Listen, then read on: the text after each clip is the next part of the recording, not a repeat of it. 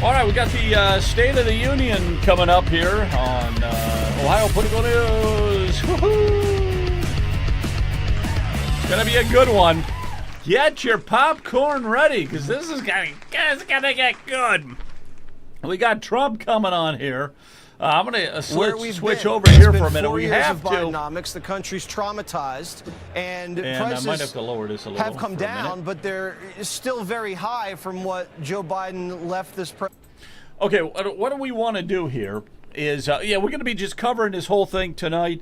This should be a lot of fun. I am really, really looking forward to talking to what Trump has to say tonight. He's going to be on there for about 2 hours. Wait a minute. Let's just get a little of this. That isn't going to be turned around overnight. Vivek is speaking. In the other direction. Let's see what he has to say. Gas prices now versus what they were under President Biden. Costs are gradually in so many sectors of the economy coming down. We want that to spread to other sectors of the economy as well, undoing the damage from the Biden years, but also pursuing economic growth. Because half the battle of addressing this affordability issue is putting money back in people's pockets. Think about the Trump tax cuts. How much money, including in refunds, are flowing? All right, so we've got Vivek. He's there. You know, as we were saying, Vivek and Jonathan, it looks like you're out there now, huh? I am. I'm here. Hey, everybody. Good. All right, so this is that what we too is have part here of tackling with affordability. You know, our future governor, he is on Fox News and he's everywhere. But you know, sometimes you get the feeling that this governorship is just a stepping stone for the guy. We'll have to wait and see. How you doing tonight, man? You excited about this thing? We already saw Vivek throw his hat in the ring for president. So, I mean, it's not a secret. He's got his sights set on higher office.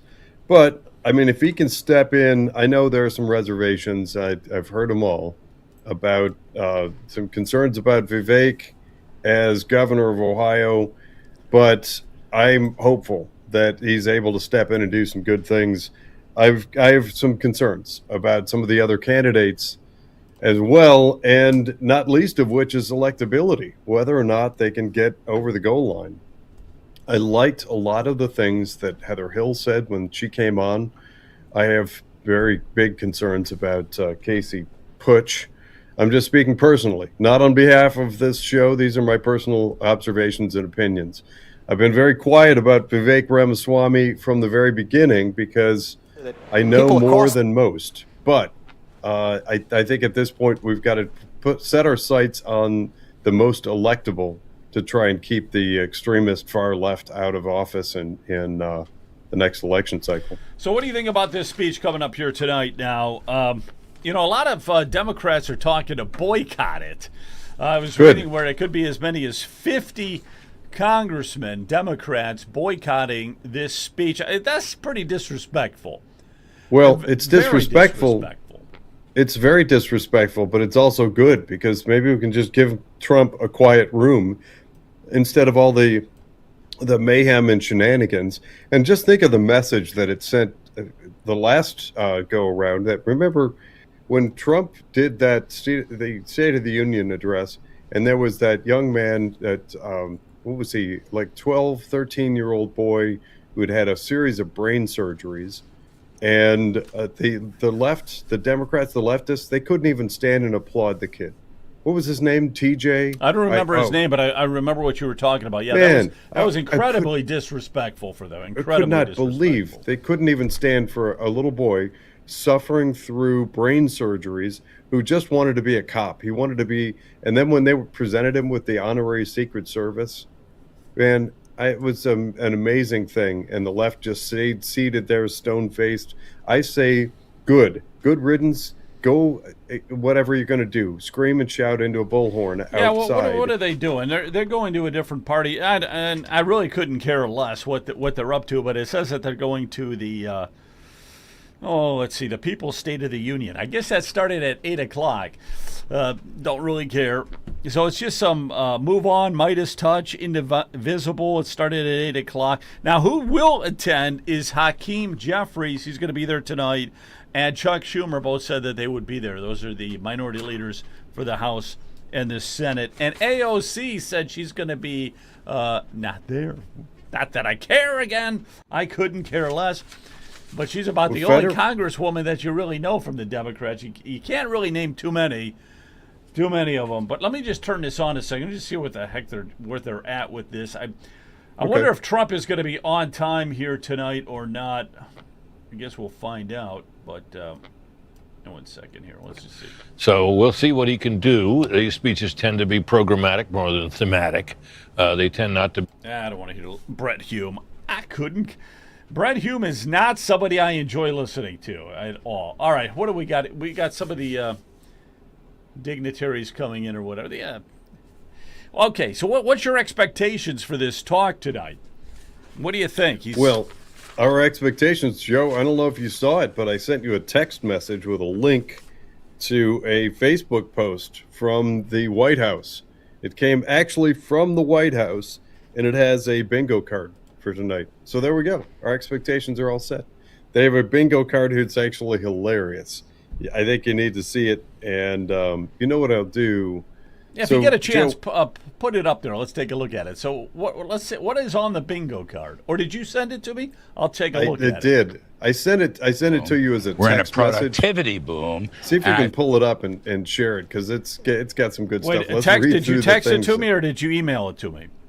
I sent a text. It's a text message to, it's in that group text that you and Brian and I share.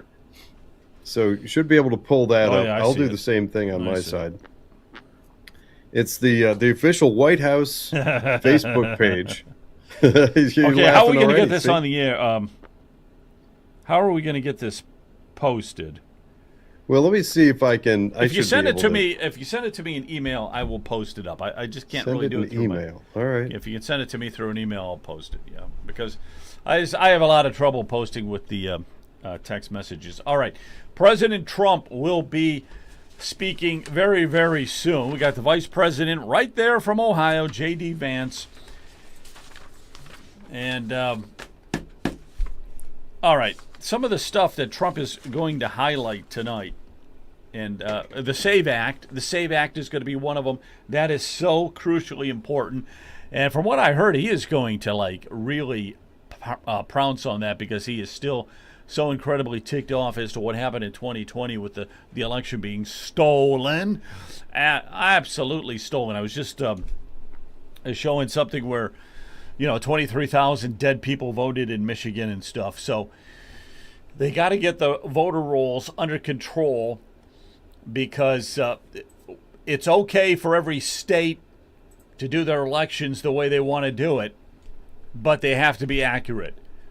You just can't do it any way you want, have these inaccuracies, these massive inaccuracies like they've had in some of the states like Minnesota and Michigan and other states like that too. So if you can prove that there's massive inaccuracies, then they're going to nationalize it pretty soon. But the SAVE Act, guys, the SAVE Act, and Kent, you're out there too, man.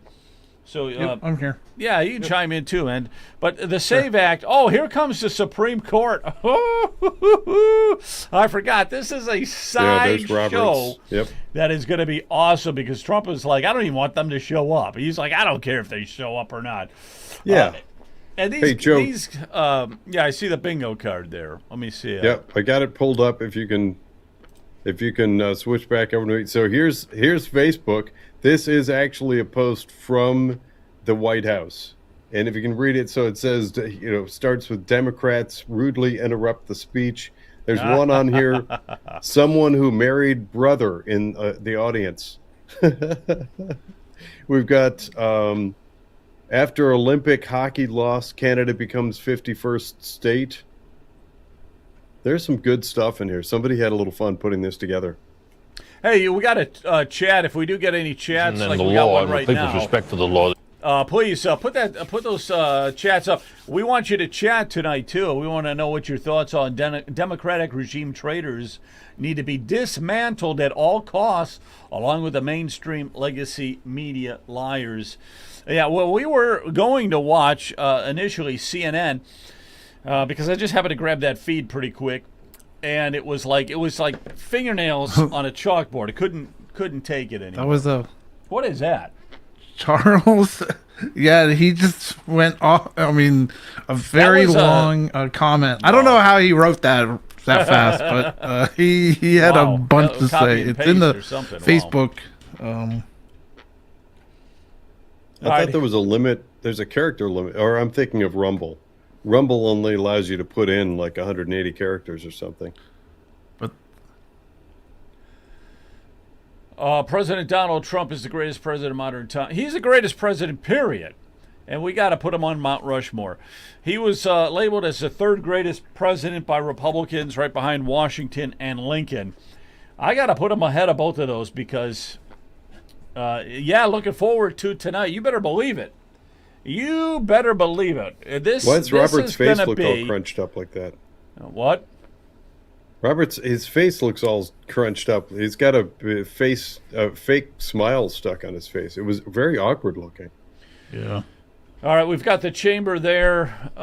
It's packed. It's a packed house. Yeah, this should be good. And Trump is not. You know, whenever Trump is on the. Whenever Trump has the spotlight on him the way he does tonight, he does not disappoint.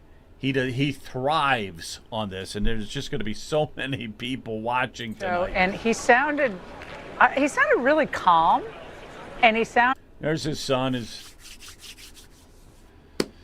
don't know if that's his daughter or if that's daughter-in-law, but anyhow. It's going to get started here in just a couple of minutes. All right, a couple other things that Trump is going to talk about tonight. Let's go to, he wants to push the voter ID. That's big. He is going to say, a booming economy, which it is. The stock market is up 12% since he's been president. Declining gas prices, inflation is being tamed. He's also going to make a special announcement on AI and those data centers. And he is going to say that the higher electricity rates that the tech companies are going to have to start paying more for those higher electricity rates. You know, Joe, pause right there. I don't know if you saw earlier today, there was a, what was it, News Channel 5 or one of them came out with an article about Stark County. So Stark County just announced the first of their rate Heather hikes. Hill's with us. Heather Hill is with us. Hey, Heather, good to see you. That is his daughter, she said. So what were you saying, Jonathan? Yeah, so Stark County has just announced the first big rate hike, and it's expected to be one of many. So people in and around Stark County are like, this is madness. What they're doing is just shoving off the increased fuel prices on the average consumer. So you get subsidies for these data centers that are just soaking up, they're using gobs of electricity, which is driving up demand, which is driving up prices, and the citizens around Stark and surrounding counties, their rates are getting jacked up. It's terrible. Tom Mills says, Axe Ohio tax. Axe Ohio tax. Man, we got to get that tax. We got to get the signature so we can axe Ohio tax. Absolutely. Speaking of which, I have a question for you. I believe that Brian Massey is planning on attending an event in Geauga County tomorrow, where we've got some folks. I think they're planning on trying to convince the public, use the usual scare tactics, and convince the public that axing the tax would be a bad thing. I believe Brian Massey plans on attending. Joe, has he communicated with you about live streaming that? What was that? Tomorrow, you said? Yeah, tomorrow night, Wednesday. Yeah, no, I'm live streaming tomorrow. We got a big event. We've got out at Cuyahoga Valley Republicans tomorrow. Going to be live streaming. Yeah, that's the Marcel Sturbich. Yeah, right? Sturbich is speaking. Jay Edwards, Christina Rogner is speaking. John Husted. Yeah. So it's a big one. Yeah, I'm going to be there. We're going to be. I got the okay to do that. So I'm very, very thrilled about that. I saw where Stu Motes gave us 200 stars or something. So, Stu, good to see you, man. Even though I can't see you. But it's good to see that you're out there. Abolish property taxes in Ohio. Absolutely. We've got to get that done. Got to get that done. Casey Putz or Vivek Ramaswamy for Ohio governor. Or Heather Hill. You can go with Heather Hill, too. It's good that we've got competition. I like to see that. Okay, the Supreme Court justices, who is that? Roberts? He's got that big frown on his face. He knows he's going to get pounded tonight. And how... Good. Beat up the bad guys. What? When you talk about Supreme Court justices... Hey, good evening. Love the show. Stuart, man. Oh, hi, good Stuart. Good to see you, Stuart. Yeah, so Stuart, in case you don't remember, let's connect I tell you the what, dots Stuart, here for our if listening you audience. still, hang on one second, Stuart, if you still have the link, or Heather Hill, if you have the link, it's the same link. You can just link in and talk for a few minutes. Love to hear what you have to say. All right, so they got more of them coming in here. We will be just awaiting it's Trump. Be a few more minutes of them pouring in. So I was just connecting the dots for our audience, for anybody that may not remember or it doesn't immediately connect the name. Stuart Motes is Heather Hill's running mate. Right. Stuart Motes is running for lieutenant governor. They've both been on the show. And sure, yeah, absolutely. I'm all for it. They have the links, and feel free, one or both of you, to come in and join the conversation and opine about tonight's State of the Union. Yeah, absolutely. Yeah, it should be a good one. Should be a good one. What else is... so some of the key things also for Trump. Oh, there's going to be a few special guests. Nick Shirley is supposed to be a special guest tonight. And I think the Olympic men's hockey team will probably be also acknowledged tonight. You know what Pamela I think Miller. they should do? Just to really Looks like kind the of... gathering of the millionaires. It is. And there's a few billionaires thrown in there as well.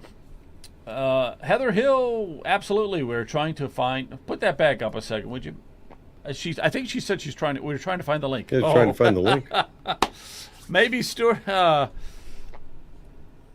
guess we could send it to you. No more property just tax. resend it. Appraisals have increased. They're crazy property values, collecting high property. I know. No more property taxes, man. We got to get that across the finish line. Got to get that across the finish line. And we will. We will. We will. So, Joe, what would you give if partway through they bring out the American hockey team and we saw Kash Patel come out there and chug a beer? Is that what he said he would do? Chug a beer? No. Oh, okay. But I think it would he be already spectacular did. if he did. Oh, he did? Do it again. No, I Do think it it'd be again. awesome. I mean, why not? This is a fun. You're supposed to have some fun with these events too. These State of the Union addresses. You're supposed to have some fun. It was we said earlier. About 50 Democrats have said that they're not going to attend. I don't know where you'd put them. I guess there are some empty seats there. About 50 of them said they're not going to attend. That is a really, really immature thing to do. You remember that when Pelosi took the paper and ripped it up right behind Trump, his first term? You remember that? I mean, that was like as low as it gets. I was watching that again. And it's like, that is as low as it gets, just to rip up the paper right behind him. These people they're classless. I'm near Alliance, can't afford more on electricity and gas, taxes, fixed income. I love watching. Alliance, Ohio. Yeah. See, everyone's getting beat up. And what we're doing is we're subsidizing the energy costs of these data centers. We got to fight back. We've got to fight back. We've got to get more real Republicans into the Republican Party, so at least we get back to a two-party system instead of this uniparty, and then use the Republican Party to fight back against some of this just corrupt mayhem that's going on. You ain't kidding. Now, who let that guy in? Oh, wait, I think he's making the announcement. Is it? Yeah, Sergeant at Arms. There we go. Here we are.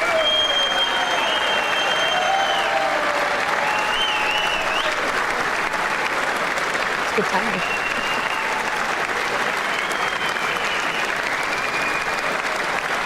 Alliance is in Stark County. Stark County. Okay. Yep. So stay tuned. There's big things coming to Stark County.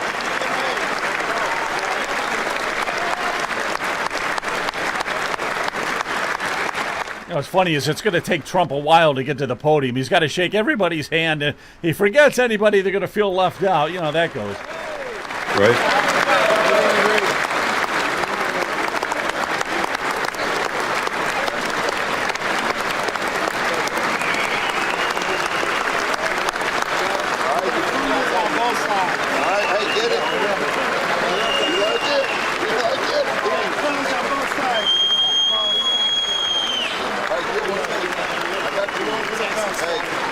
You know, that's the best seat to have, guys, is right on the edge there. You can shake his hand. You probably had to pull some strings to get those seats right there, right on the edge of the aisle.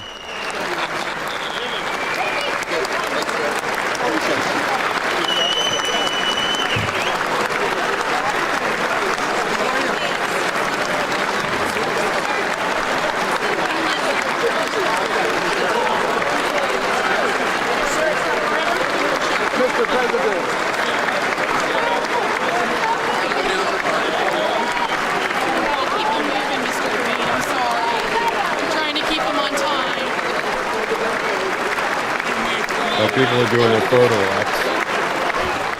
Oh boy, it's going to take them a while to get to that podium. Trying to listen in to some of these discussions. A lot of selfies on the way. That's a new element. Maybe. Well, if you got the chance to do a selfie, man, you got to do it, right? Yeah. If this is a definite Kodak moment, all right?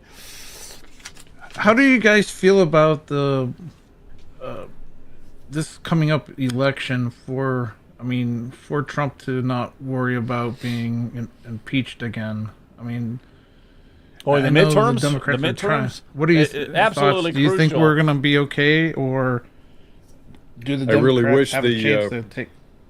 I really wish the Republican Party would step up and start doing some good things to breathe some hope and life back into our state of Ohio and the nation. Unfortunately, we're just seeing more feckless bad choices and nothingness and anti-grassroots and bad stuff that's really hang on a second. Hang on a second. Heather Hill joined us. I want to get her on here. Heather, can you hear us? Yes, I can. Hello. Hi, Heather. Hi. Welcome back. Thank you. Thank you so much. There we go. This is an exciting night for all Republicans and all of America. Yeah, so you're running for governor. You probably wish you were there right now, right? I would give my right leg to be there. You'd have to hobble around a little bit if that were the case. Yeah, I would. I would just sit in a wheelchair, man. It would be okay. Like your partner in crime joined us. Stu, you out there? Yeah, Stu, you with us? Stu's on here too? I think so. Stu! Hey guys, I just got done putting wood in our wood stove. We have a big outdoor wood burner. That's kind of rednecks we are. So, so my video wouldn't look good because I'm in the dark. No, that's okay. That's okay. I'm really not going to use video here, but it is good to hear you guys. So, are you excited about this? What are you expecting from this talk? Do you think he's gonna? What do you think he's gonna? Well, he's gonna just. He's going to nail the Supreme Court. I know that. He's going to talk about the booming economy, but this should be good. Just see. Well, here. hopefully he gives more actual information about why the tariffs would be successful and why they have been successful, because just everyday people don't understand. Yeah, right. The whole tariff thing is a little bit more. We got to know more about that. Yeah, we do. But, everything takes, it takes time to make it work. So I think people really should have given him the time that he asked for. That's what we hired him to do. Members of Congress have the high privilege and distinct honor of presenting to you the President of the United States. There we go. There we go.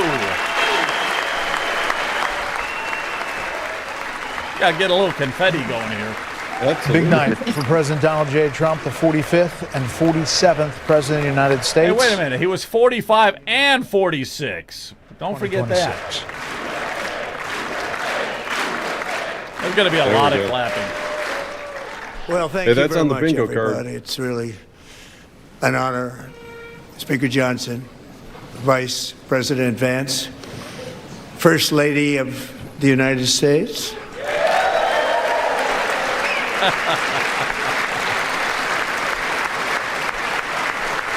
You know, okay, there's going to be so much applause the whole night. That's good. That gives us chances to get a few words in, you know? Yep.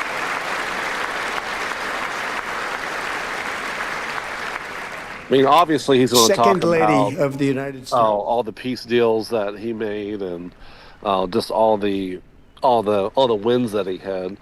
And I think kind of what Jonathan was alluding to was like those executive orders that we all agreed with on the first week he was in office. It's like, I wish he would address Congress and be like, hey, we need to get this into firm legislatures. I mean, into bills in the Constitution. That's right. Yep, those executive orders got to become laws. Absolutely. Yeah. That's right. Because otherwise, if the president ever flips to the other party, they're just going to undo him. Oh, they're undone right away. Yep, you are correct. Less than 5 months from now, our country will celebrate an epic milestone in American history, the 250th anniversary of our glorious American independence. This July 4th, we will mark 2.5 centuries of liberty and triumph, progress and freedom in the most incredible and exceptional nation ever to exist on the face of the earth. And you've seen nothing yet. We're going to do better and better and better. This is the golden age of America. I love it. Yeah. Don't get comfortable in your seats. You have to be up and down all the time. And you can tell which side is the Republican side. Yep. When I last spoke in this chamber 12 months ago, I had just inherited a nation in crisis with a stagnant economy, inflation at record levels, a wide open border, horrendous recruitment for military and police, rampant crime at home, and wars and chaos all over the world. But tonight, after just 1 year, I can say with dignity and pride that we have achieved a transformation like no one has ever seen before, and a turnaround for the ages. It is indeed a turnaround for the ages. Absolutely. I agree with him on that. Biden did so much damage in 4 years. It's unreal. Yes, he did. Yeah, he did. Oh, is he leaving again, or is this a replay of his last ridiculous stand? Oh, that guy is such a... I think if this is live, he's doing it again, you know. Oh, he's doing it again. Time ago, What's his name? He's from Texas. Today our border is secure.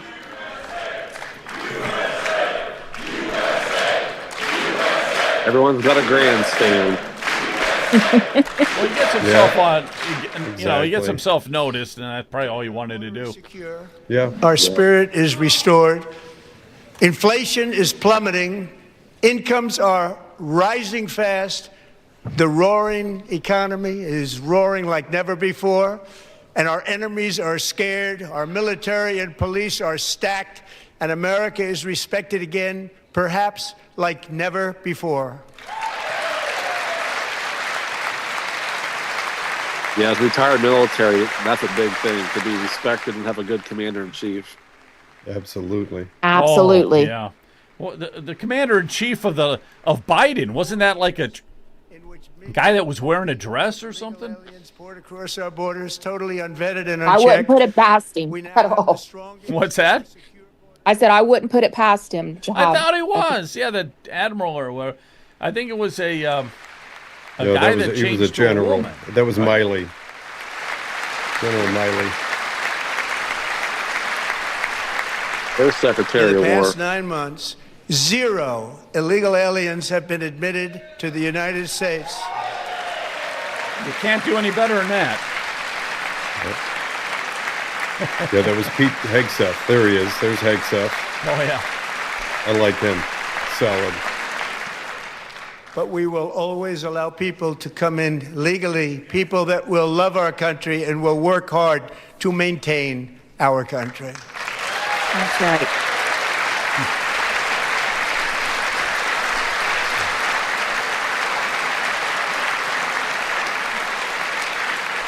The flow of deadly fentanyl across our border is down by a record 56% in 1 year. Wow. Yeah, it doesn't pay to be a boat driver. Yeah, right. Oh, yeah. That is not a high occupation. There's a high occupational hazard with that right now. Single largest decline in recorded history. This is the biggest decline, think of it, in recorded history, the lowest number in over 125 years, year 1900. In fact, substantially before my wonderful father, I had a wonderful father, Fred, before he was born, substantially before he was born. That's a long time ago. He wouldn't like me to say that, but that's a long time ago. The Biden administration and its allies in Congress gave us the worst inflation in the history of our country. But in 12 months, my administration has driven core inflation down to the lowest level in more than 5 years. And in the last 3 months of 2025, it was down to 1.7%. Nice. Yeah, that's great. That's great. That is great. Gasoline, which reached a peak of over $6 a gallon in some states under my predecessor, it was quite honestly a disaster, is now below $2.30 a gallon in most states, and in some places, $1.99 a gallon. And when I visited the great state of Iowa just a few weeks ago, I even saw $1.85 a gallon for gasoline. That is huge. And now with inflation down, hopefully interest rates can drop down too. Yeah. Yep. Mortgage rates are the lowest in 4 years and falling fast, and the annual cost of a typical new mortgage is down almost $5,000 just since I took office. 1 year.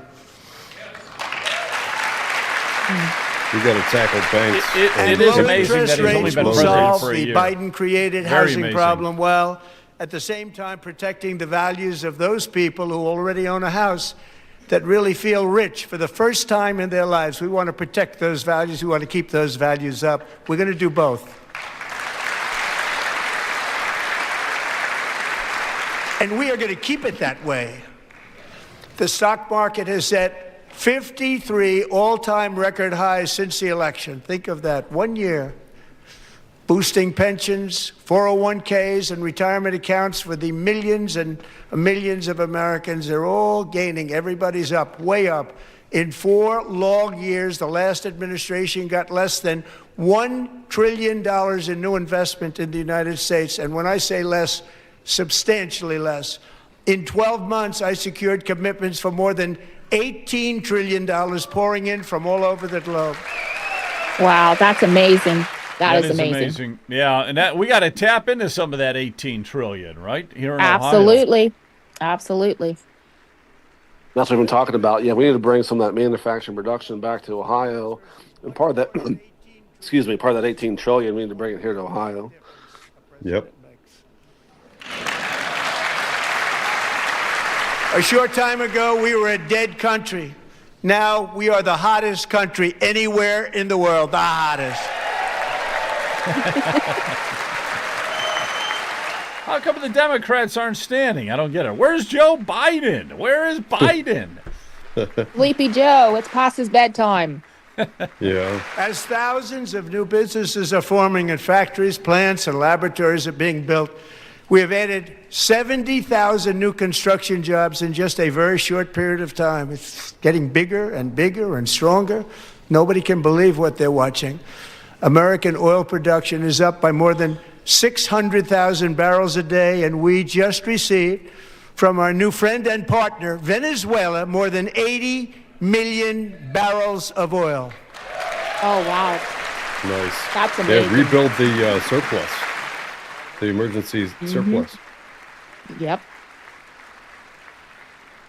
American natural gas production is at an all-time high because I kept my promise to drill, baby, drill.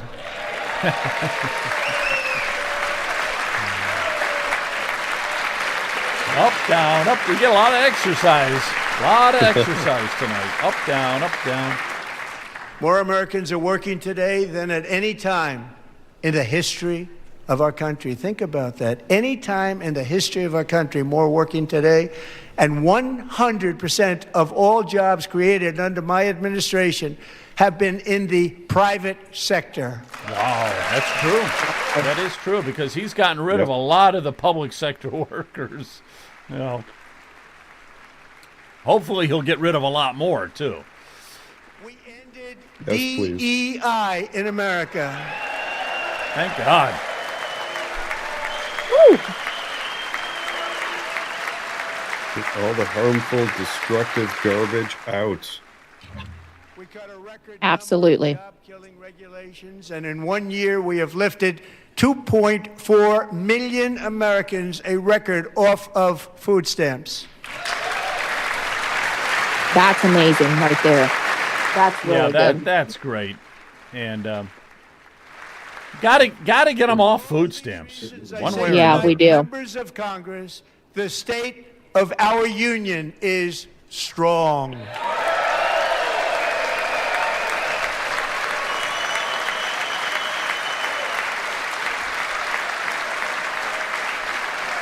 And we're going to make Ohio just as strong.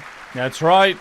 Make Ohio great again. Again. That's right. It's been a while. You know. Heather, can I ask you a really quick question? I know we're listening to Trump.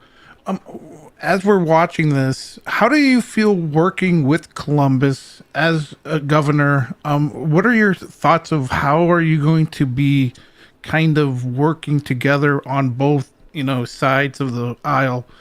Are there any thoughts of how to work together that you would mention? Just as we're talking as another Well, yeah, go ahead. one thing definitely, if whoever I'm working with, whether it's left or right, as long as their motives are to make Ohio first and to move Ohio forward, then I have no problem with working with either side. I won't have any problem at all working with the right because my beliefs and values completely align with the right, but I have no problem working with the left as well, as long as what they're doing is always putting Ohio and America first. So I hope that answered your question. Yep. No, thank you. You're welcome. There we go.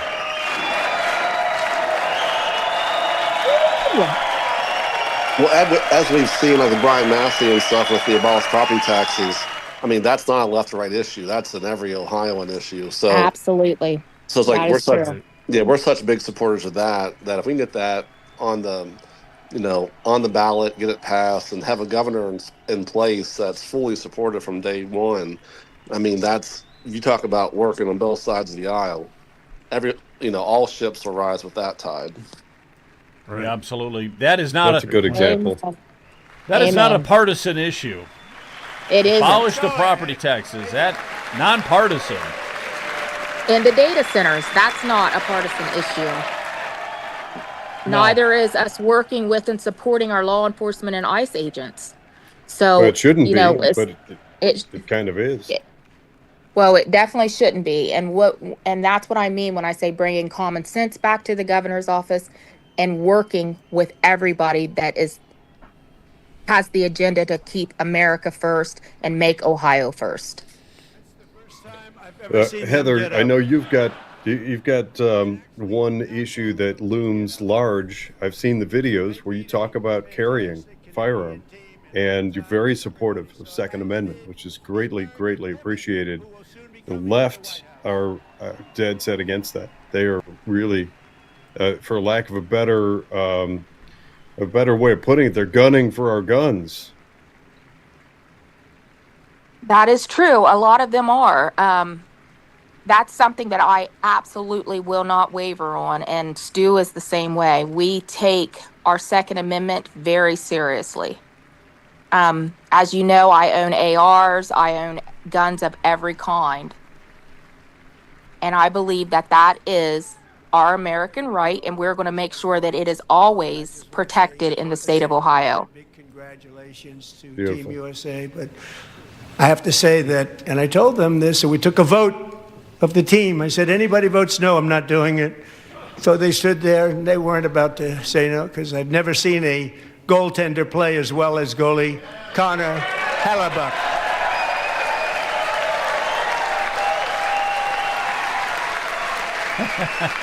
I did not catch any of the game. It was amazing. I don't know if you guys did or not. Yeah, it was amazing.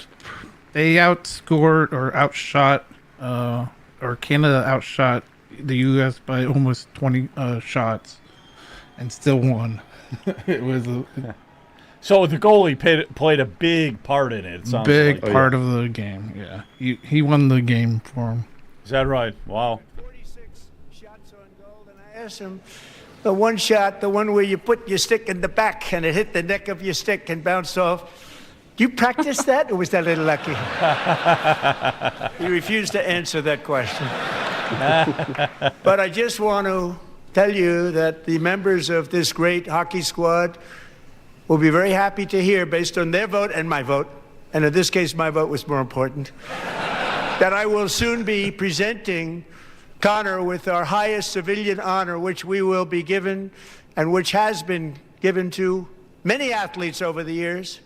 But when I say many, not too many, like USA, 12. USA, It's called USA. the highest civilian honor in our country, the Presidential Medal of Freedom.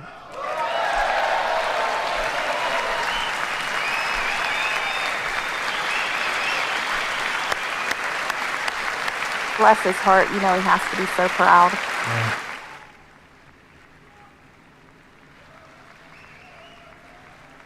That celebration Aw. was amazing to watch. Yeah. Bless his heart. Great athletes have gotten that, very great, the best, and I thought he deserved it. And I did take a vote, every single one of them. I said, I'm not giving it if anybody goes no, and every single one of them rapidly put up their hand. So I want to thank you all. What a special job you did. What special champions you are. Thank you very much.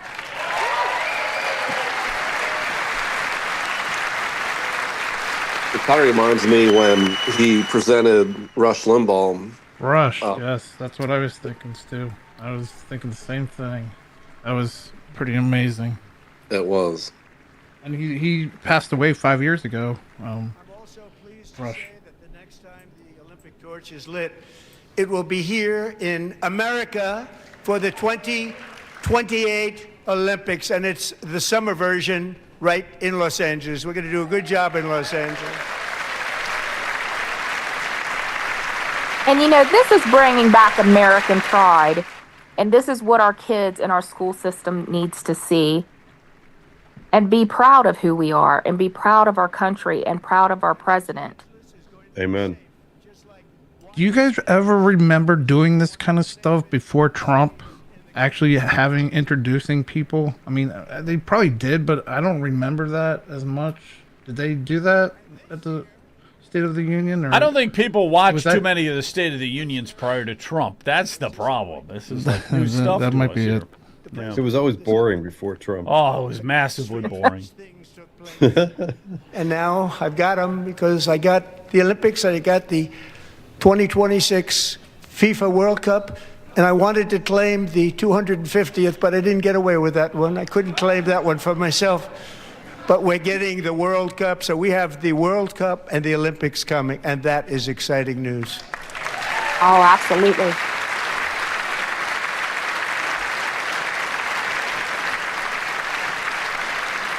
So this will be a year to celebrate our country and the heroes who have kept it free. Men like Buddy Taggart. At age 17, Buddy volunteered to defend America in World War II, serving in the Pacific under the great General Douglas MacArthur. He fought bravely in the famous Battle of Manila, worked so hard. He was badly wounded and almost killed by enemy machine guns in Luzon. And 81 years ago this month, he liberated the largest internment camp in the Philippines, one of the largest anywhere in the world. But he earned many honors, including a Purple Heart and a Bronze Star, came home, started a family, and tonight he is in the gallery looking forward to July 4th, 2026, his 100th birthday. Oh, wow. There he is. Oh my. 100 Looking years good for old. 99. Wow. Oh my gosh. Or is that him? No. That's Oh, not him. they were zoomed in on the wrong guy? No, I don't know Yeah, I what's think going so. on. Were they? Yeah, I they think were. so. I think so. Well, this guy Wow. is standing. The other one couldn't stand. Yeah, that's what I was thinking. Wow. But this He's is him. standing. 100 years old. He looks pretty decent. Yes, like he does. maybe Even in 70. times of challenge, setback, and Doesn't look a day over 97, for crying out loud. 1776 has always shone through very brightly. It was July 4th of last year when floodwaters tore through a girls' summer camp in Central Texas. One of the worst things I've ever seen. I was there, rising 26 feet in the matter of minutes, tragically claiming many, many lives. You all remember that one. As the waters threatened to sweep her away, 11-year-old Millie Kate McClelland closed her eyes and prayed to God. She thought she was going to die. Those prayers were answered when Coast Guard rescue swimmer Scott Ruskin descended from a helicopter above. Nobody knew where he came from. It was Scott's first ever rescue mission. A young guy, but very brave, very, very top, always top in his class. And he lifted not just Millie Kate, but 164 others to safety. Oh, wow. Wow.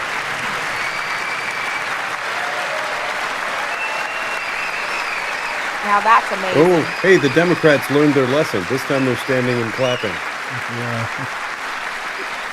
Oh, they're actually, yeah, you're right. Yeah, after ignoring that young man, TJ, I forget his name, last time, they looked horrible after that. Yes, it Good for did. him. It did look horrible for them. Did they Brain stand for the surgery and- 100-year-old I mean, guy so- or not? Scott from a distance. I don't think they And did. they couldn't believe what they were seeing. The winds were blowing, the rain was pouring, everything was going, and that rapid water, nobody's ever seen anything like it. They said, wow, that's something. Tonight, Scott and Millie Kate are here together, reunited for the very first time. Thank you, Scott, Millie Kate.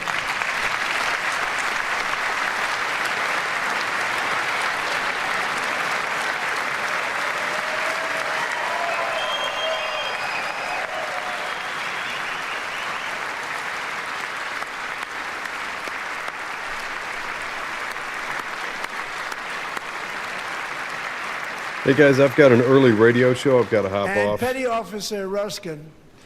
Good night, all. Thanks, John. All right, Jonathan. night. Hey, have a good night. Good luck with your radio tomorrow. Thank you. Thanks, man. Good night, John. Good night. Good night. Good night.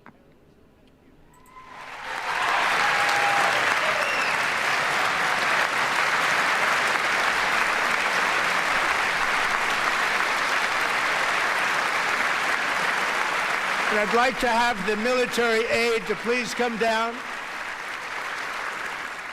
and take care of the service. Military aide, thank you very much. Take care of that very important service. Thank you very much.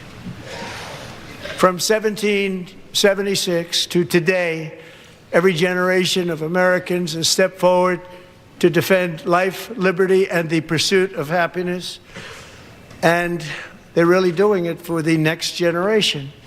But now it's our turn. Together we're building a nation where every child has the chance to reach higher and go further, where government answers to the people, not the powerful, and where the interests of hardworking American citizens are always our first and ultimate concern.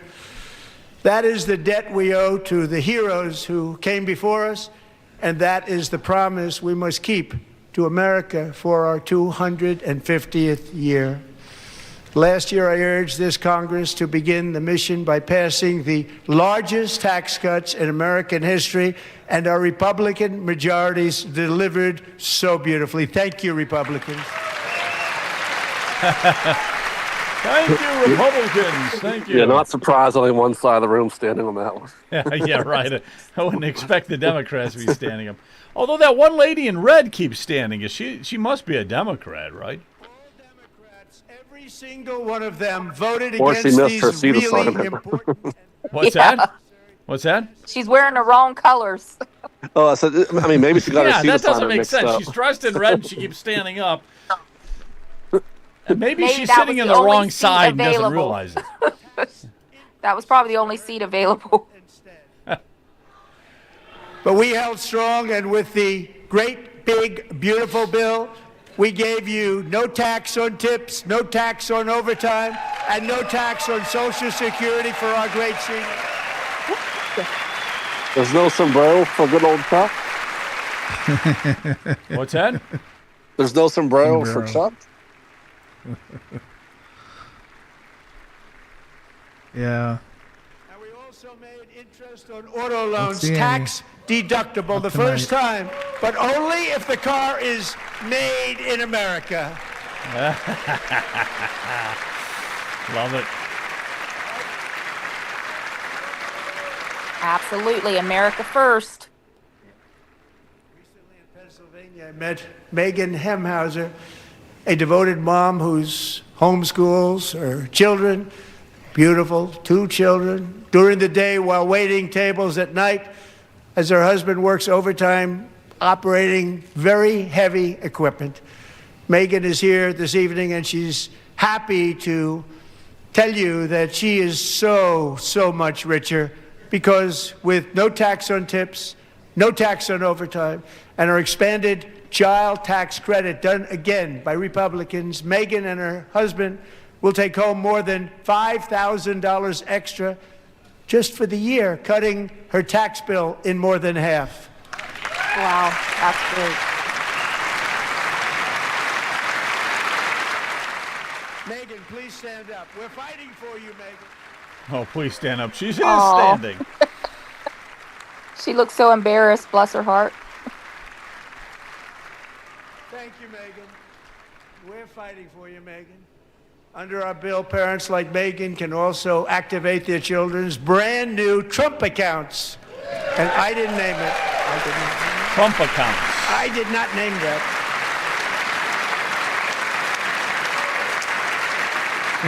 Nobody believes me, but I did not name it. It was named by a very tall man sitting right there in the third row.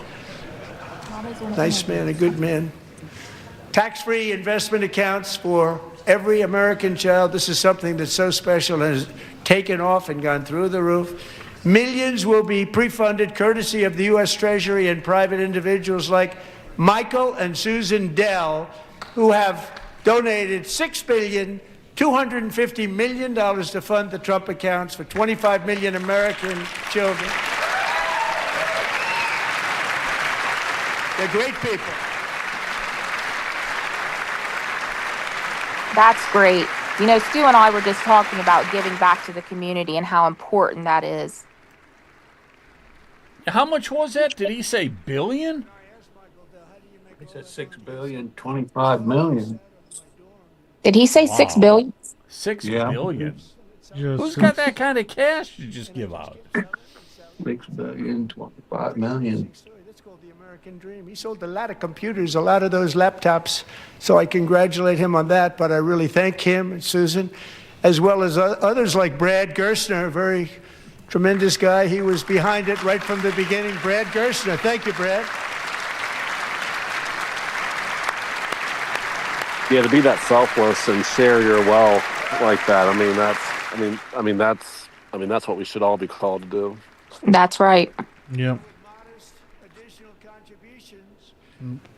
These young people's accounts could grow to over $100,000 or more by the time they turn 18. Think of it. How much money is that for somebody that started with nothing? Over 100,000, could be much more than that. To make this investment in our children's future, go to TrumpAccounts.com Trump.gov, Trumpaccounts.gov, and a lot of people are doing it. It's setting every record in the book. It's popular. They knew what it was going to take. I'm so proud of them. I'm so proud of the people that got it started. And now it's just taken off. One of the primary reasons for our country's stunning economic turnaround, the biggest in history, where the Dow Jones broke 50,000 4 years ahead of schedule, and the S&P hit 7,000, where it wasn't supposed to do it for many years, were tariffs. I used these tariffs, took in hundreds of billions of dollars to make great deals for our country, both economically and Okay, now he's going to nail the Supreme Court. Listen. Yeah, give them hell, Trump. Countries Give that them were hell. ripping us off for decades are now paying us hundreds of billions of dollars. They were ripping us so badly, you all know that. Everybody knows it. Even the Democrats know it. They just don't want to say it. And yet these countries are now happy, and so are we. We made deals. The deals are all done. And they're happy. They're not making money like they used to, but we're making a lot of money. There was no inflation, tremendous growth, and the big story was how Donald Trump called the economy correctly, and 22 Nobel Prize winners in economics didn't. They got it totally wrong. They got it really wrong. And then just 4 days ago, an unfortunate ruling from the United States Supreme Court. It just came down. It came down. Very unfortunate ruling. But the good news is that almost all countries and corporations want to keep the deal that they already made, right, Scott? Knowing that the legal power that I, as president, have to make a new deal could be far worse for them, and therefore they will continue to work along the same successful path that we had negotiated before the Supreme Court's unfortunate involvement. So despite the disappointing ruling, these powerful country-saving, it's saving our country, the kind of money we're taking in. Of course, they're zooming in on the Supreme Court. Many of the wars I settled was because he does not look happy, does he? Was that not at all. Under fully approved and tested alternative legal statutes, and they have been tested for a long time. They're a little more complex, but they're actually probably better, leading to a solution that will be even stronger than before. Congressional action will not be necessary. It's already time-tested and approved. And as time goes by, I believe the tariffs paid for by foreign countries will, like in the past, substantially replace the modern-day system of income tax, taking a great financial burden off the people that I love. Exactly. Get rid of the IRS, man. Just get rid of that. Come on, Left, stand up. That is nonpartisan. That's right. Moving forward, factories, jobs, investment, and trillions. Thing is, they hate Trump, though. They're not going to stand. They're not going to stand. Yeah. It wouldn't matter what he did. They would not stand for him. Mm-mm. Yeah. Which is part. I mean, that's one of the whole things with politics. I mean, it shouldn't be that divided. No, it shouldn't.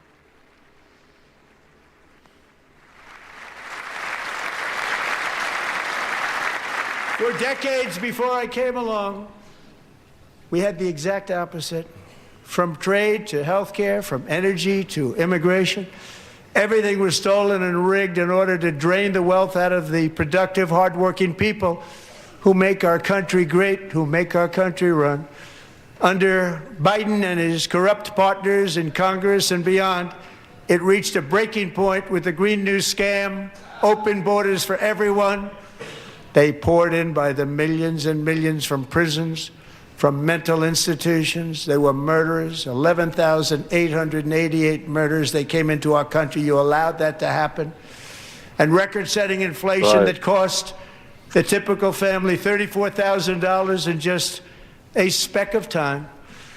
Now the same people in this chamber who voted for those disasters suddenly use the word affordability, a word. They just used it. Somebody gave it to them, knowing full well that they caused and created the increased prices that all of our citizens had to endure. You caused that problem. That's right. You caused that problem. Absolutely. How come they're not standing and applauding the Democrats on this? I don't get it.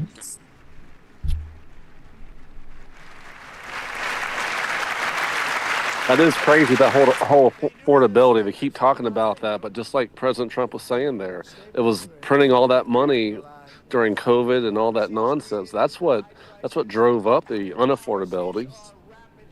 Yeah. Drove up inflation crazily.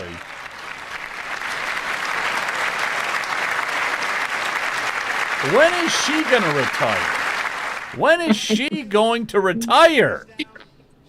You know, these people, they take it to the grave, their job, you know? They never retire. They just die eventually. That's right. She should be drinking wine with Pelosi in retirement. Amen. Really? Getting their nails done. Significantly. Just hold on a little while. We're getting it down. And soon you will see numbers that few people would think were possible to achieve just a short time ago. Nobody can believe when they see the kind of numbers, and especially energy, when they see energy going down to numbers like that, they cannot believe it. It's like another big tax cut. I'm also confronting one of the biggest ripoffs of our times, the crushing cost of health care caused by you.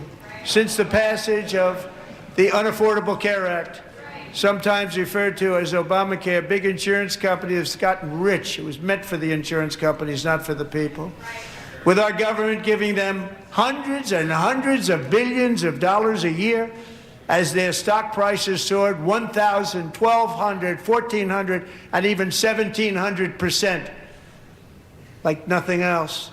That's why I introduced the great health care plan. I want to stop all payments to big insurance companies and instead give that money directly to the people so they can buy their own health care, which will be better health care at a much lower cost. That is right. Let the people choose their own health care. Absolutely. Absolutely. Nobody was happy with being forced to use Obamacare. Any of the people that were on that were not happy with the way the services were rendered. Right. And they definitely were not happy that they couldn't use their primary doctors. That just everything was a lie with Obamacare. If Obamacare was so good, how come no one in Congress was on it? Nobody in Congress wanted Obamacare. We ain't got to do that. But it's good enough for everybody else. Cost of prescription drugs like has never happened before.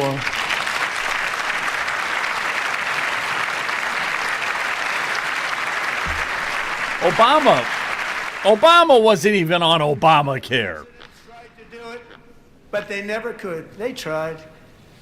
Most didn't try, actually. No, he used the money from Obamacare to buy his own insurance. You know, just like he used the money from Obamacare to buy that beautiful home that he lives in. You know, it was just a way to pad his pockets. How did they get so rich? Heather, how did they get so rich, man? $12 million. Obama bought a $12 million mansion, you know. And that was like his second house. Mm-hmm. Amazing, isn't it? It's amazing. We all should be asking ourselves that. Yeah. Heather, a really quick question again. I just wondered. I know you were mentioning your personal situations of why you're running for governor. Was Trump another? Because it seems like the question is MAGA going to still be around after Trump? Is it going to be the rallies and you see anything like that? Was Trump a big part of what? You know, why you were running on top of the personal situation that you went through with your family? Was that another part of why you're running? And I apologize. Who am I speaking with, please? Oh, this is Kat. I think we chat on Facebook. I'm behind the scenes. Okay. All right. Well, no, Trump wasn't part of the reason that I decided to run for governor. It was all just geared towards helping Ohio be the best that we could be. Costing Catherine $4,000 to purchase. but a few weeks ago she logged onto the Trump RX website and got that same drug that cost $4,000, got it for under $500, a reduction of much more, actually, than $3,500. Catherine, we are all praying for you, and you're going to be a great mom. But the thing what Trump has done is that he has energized the conservative base so much. And you can see he talks common sense. He's not using 10-syllable words. And he speaks to the average American. And you can understand it and get behind it. Most favored nation program into law. Now, the one thing, I'm not sure it matters because it's going to be very hard for somebody that comes along after me to say, let's raise drug prices by 700 or 800%. But John and Mike, if you don't mind, codify it anyway. They may do it. Codify it anyway. Thank you. Many Americans are also concerned that energy demand from AI data centers could unfairly drive up their electric utility bills. Tonight, I'm pleased to announce that I have negotiated the new Ratepayer Protection Pledge. You know what that is? We're telling the major tech companies that they have the obligation to provide for their own power needs. They can build their own power plants as part of their factory so that no one's prices will go up. And in many cases, prices of electricity will go down for the community and very substantially down. This is a unique strategy never used in this country before. We have an old grid. It could never handle the kind of numbers, the amount of electricity that's needed. So I'm telling them they can build their own plant. They're going to produce their own electricity. It will ensure the company's ability to get electricity while at the same time lowering prices of electricity for you, and could be very substantial for all of you cities and towns. You're going to see some good things happen over the next number of years. Another pillar of the American dream that has been under attack is home ownership. With us, tell him to wake up. What's he doing? Oh, there, he woke up. She placed bids on 20 homes and lost all of those bids to gigantic investment firms that bypassed inspection, paid all cash, and turned those houses into rentals, stealing away her American dream. She was devastated. Stories like this are why last month I signed executive order to ban large Wall Street investment firms from buying up in the thousands single-family homes. Now, Ken, definitely when I decided to run for governor, it wasn't because of Trump, but I can tell you right now, what Trump is doing and the foundation that he is laying for America is going to make being the governor of Ohio so much easier and so much more profitable for the citizens, because he really has just made a good plan for us on how to do, on how to make sure that things are financially secure, to how to make sure that our citizens are protected from illegal immigrants. You know, just all of those things are going to make it so much easier. That was a great question. Thank you, Ken. Yeah, no, I just wanted, I didn't want to put you on the spot, but I think, and on that other note is, he says what he's going to do, and he does it. And compared to most politicians, that's not very. Yeah, that's a rarity. You can take that as a template. $30,000. You can take that That's to a lot of money. We have Columbus millions as a and millions of people, because the stock market has done so well, setting all those records. Your 401ks are way up. Yet half of all of working Americans still do not have access to a retirement plan with matching contributions from an employer. To remedy this gross disparity, I'm announcing that next year my administration will give these often forgotten American workers, great people, the people that built our country, access to the same type of retirement plan offered to every federal worker. We will match your contribution with up to $1,000 each year. As we ensure that all Americans can profit from a rising stock market, let's also ensure that members of Congress cannot corruptly profit from using insider information. All right. I love that. I love that. Hey, George, are you with us?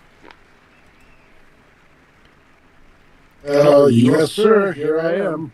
Hey, George. All right. So you're at one of those watch parties. How's that going? Well, actually, number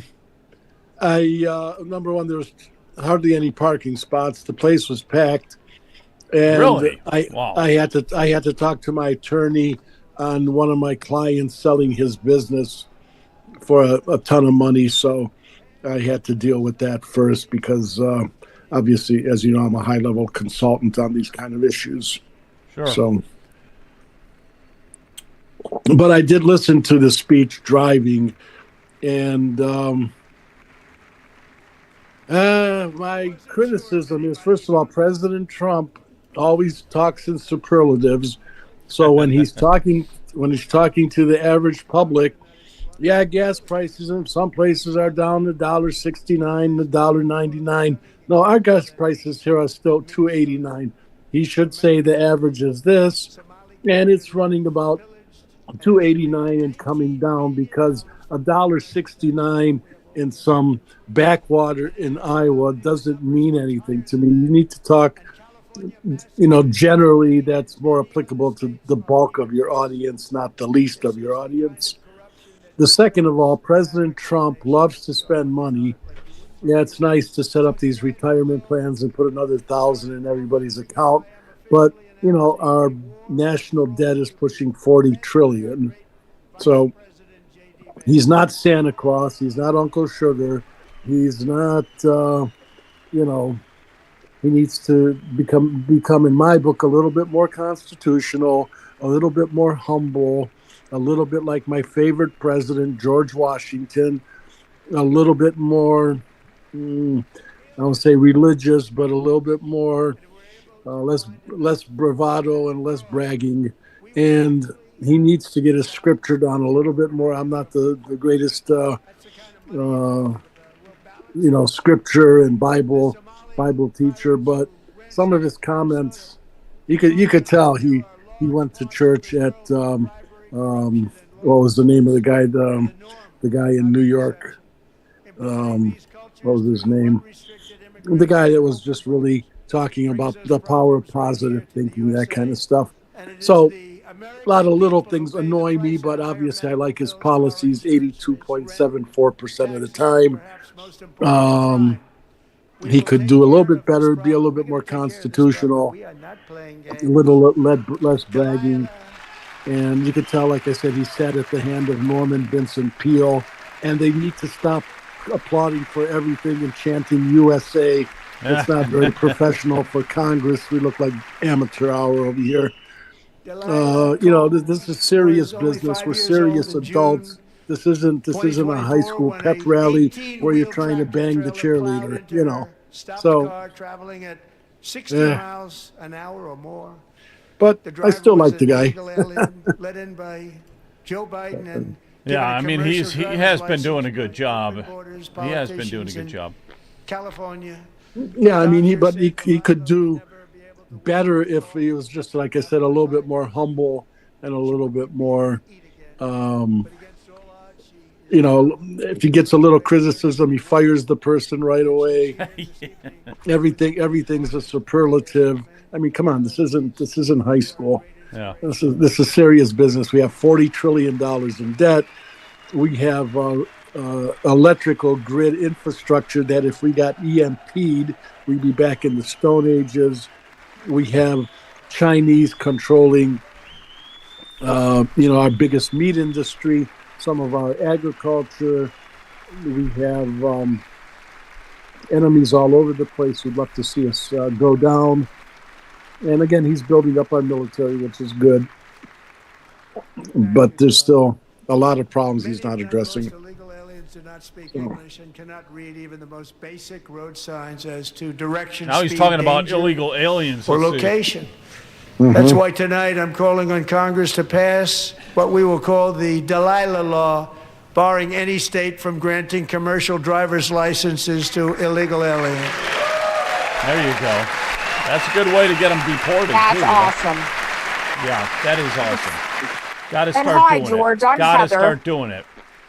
Yeah, hi, Heather. I know Absolutely. you. I've met you before. I think that it's great that everybody's clapping because we need pride back in our country. We need our kids to see this and know that we are moving forward, that we hired this man to be our president and he's doing exactly what he said he would do. So I think the clapping and showing support and showing Well, American again, don't pride take me is wrong. awesome. I don't mind people clapping, but not after every pause and comma and jot and tittle. That's a little bit infantile in my book. I agree with that. Okay. Yeah, no, I'm all, but and also chanting USA. I don't think that's becoming Congress.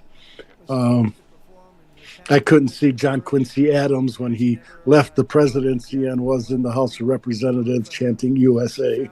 So, but I'm just an old-fashioned kind of guy. I think it's wonderful. I love it. All right. Elizabeth's killer was a previously arrested illegal alien who had broken in and brutally extinguished the brightest light in her family's life, violently and viciously.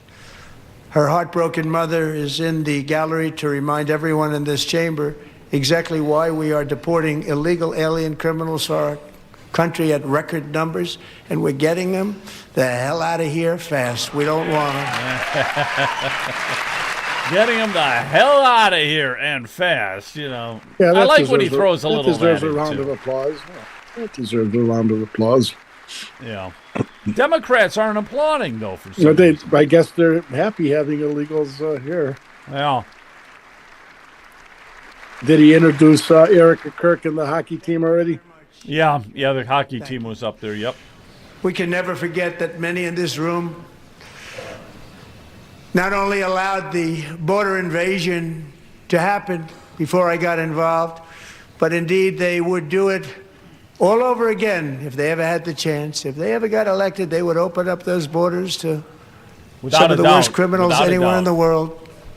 The only thing standing between Americans and a wide open border right now is President Donald J. Trump and our great Republican patriots in Congress. Thank you. Thank you.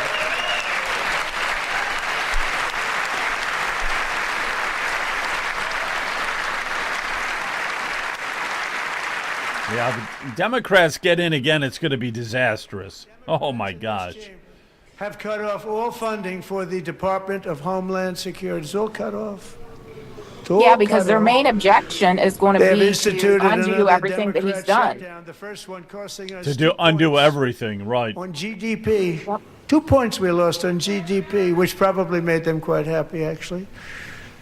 Now they have closed the agency responsible for protecting Americans from terrorists and murderers. Tonight I'm demanding the full and immediate restoration of all funding for the border security, homeland security of the United States, and also for helping people clean up their snow. We have no money because of the Democrats, and it would be nice, we'd love to give you a hand at cleaning it up, but you gave no money. Nobody's getting paid. It's a shame. So you have to think about it. We have, in case you didn't know, a pretty large snowstorm out there. One of the great things about the State of the Union is how it gives Americans the chance to see clearly what their representatives really believe. Who is that guy? Who is he? So, like, what, if you're that tired, why'd you show up? If you agree with this statement, then stand up and show your support. The first duty of the American government is to protect American citizens, not illegal aliens. Oh, he's telling everybody to stand up if you believe that, and the Democrats are not going to stand. They don't believe that? No. They don't believe it. They didn't stand up. No, they didn't even applaud.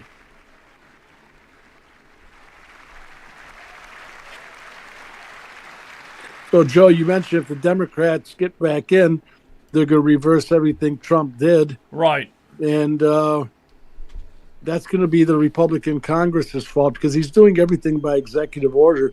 They really need to pass some legislation and codify it, which would make it more difficult to overturn because just like when Joe Biden got in the first day, just like Trump did, they overturned like 100 executive orders each. Amen. We're not supposed to govern. We're not supposed to govern by executive order.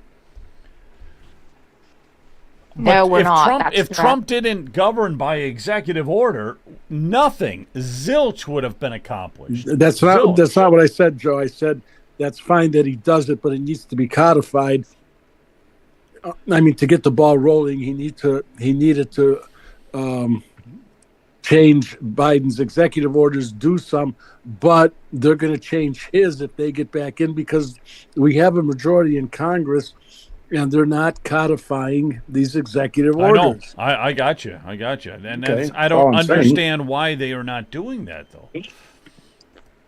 And like I said, ultimately, we're not supposed to be governing by executive order. Executive orders are to bring into implementation legislation passed by Congress where it's not clear, because the president and the executive is the administrator. They're supposed to administer the laws justly and fairly that Congress passed. So, yeah, governing by executive order is nonsense also. I might as well get rid of Congress, might as well get rid of the states and just have governing by fiat. We're a constitutional republic. Murderers all over our country, they're blocking the removal of these people out of our country, and you should be ashamed of yourself. Like got the Islamic hairdressers now speaking out, yelling. Woo! They didn't look too sorry. happy. Those Somalians did not look happy. That's Was that AOC? Yep. Huh? No, that was Ilhan Omar. Yeah, right. That was Omar. She's the Somalian Yeah, right. from Minnesota. Yep. And perhaps most importantly, I'm asking you to approve the Save America Act. All right, here we go. Because he's supposed to be talking about all the corruption that took place in 2020. Let's see if he mentions that. We're unpermitted persons from voting in our sacred American elections. The cheating is rampant in our elections. It's rampant. It's very simple. All voters must show voter ID. Absolutely. How could you disagree with that? Woo! These guys are fuming. You can see the smoke coming out of his ears, man. You can see the smoke coming out of his ears. All voters must show proof of citizenship in order to vote. There you go. There you go. They don't agree with And that? no more crooked mail-in ballots except for illness, disability, military, or travel. None. Yeah, that's where all the corruption's happening, those mail-in ballots, man. And this should be an easy one. And by the way, it's polling at 89%, including Democrats. 89%. Yeah, and I don't understand why they're not clapping. Do they want the elections to be rigged? I mean, what's their goal? Because the illegal. They want, I guess they're not clapping that only citizens should be able to vote. They want anybody to vote. Yes, they do. Yeah, they're insane. They've lost their minds. That is the way that they're stealing elections. Yeah, and the question is, how the Democrat Party get to this point? Well, they've dumbed down the public. They've mesmerized them with bread and circuses. I like a good game as much as the next guy. I like a good movie as much as the next guy. I like to go on a picnic as much as the next guy. Travel, have fun, but the level of funness and distraction is really dangerous. Again, for a constitutional, or for the citizens of a constitutional republic. We're supposed to be self-governing, freedom-loving, liberty-loving patriots, not lemmings. Not lemmings. Absolutely. So. And the reason they don't want to do it, why would anybody not want voter ID? One reason, because they want to cheat. There's only one reason. Absolutely. There you go. Absolutely. They make up all excuses. They say it's racist. They come up with things. You almost say, what imagination they have. They want to cheat. They have cheated. And their policy is so bad that the only way they can get elected is to cheat. And we're going to stop it. We have to stop it, John. He's laying it on pretty thick, man. Yes, he These is. guys are fuming. They are they want revenge. And here is one more opportunity to show common sense in government. In the gallery tonight are Sage Blair and her mother, Michelle.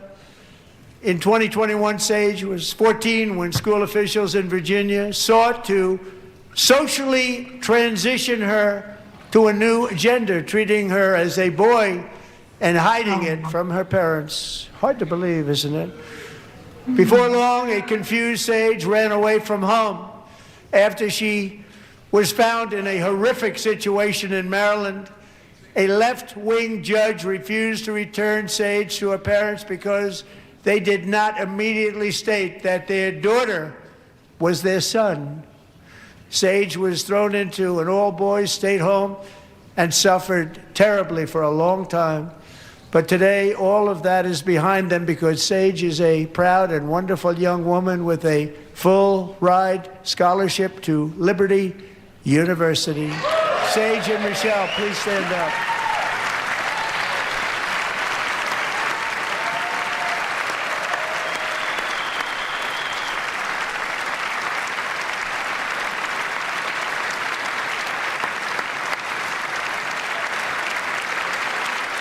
You know, it's wonderful that she got her life back, but think of all the children that don't. And a lot of it leads to suicide. Oh, big time. Big time. Yeah, huge percentage of suicide. Absolutely. What's I mean, that's wrong part of with that them? whole indoctrination that was happening for 4 years under Biden. It's like they weren't educating the kids; they were just indoctrinating them and confusing them with gender identity and all the alphabet. Yep, absolutely, Stu. Our kids are being groomed in our public schools.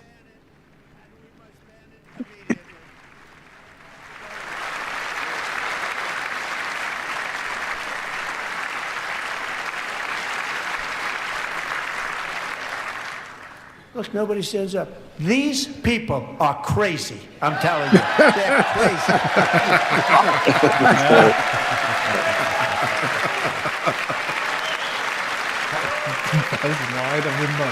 How can you deny that, though, with this whole DEI and transgenderism? We have a country with people like this. Democrats are destroying our country, but we've stopped it just in the nick of time, didn't we?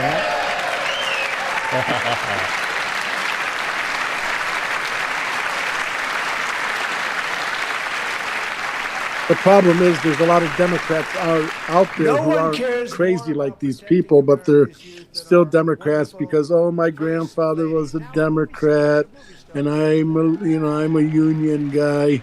So sort of have to watch because, we have upcoming elections in November and it's going to be interesting. That's for certain. Yep. And helping secure $30 million to launch the Melania Trump Foster Youth to Independence Initiative. It's really a tremendous thing that happened and had a lot of bipartisan support. She gets much better bipartisan support than I do. I get none. She gets a lot. Someday you're going to have to tell me how you did that. And students and educators in every state have joined the First Lady's efforts in the presidential AI challenge, keeping America's next generation positioned to succeed and strongly succeed in the future. Tonight, we welcome two young people whose lives reflect the First Lady's impact, Sierra Burns and Everest Nevermont. Thank you both, and Melania, thank you. I know how hard you worked on it. Thank you very much.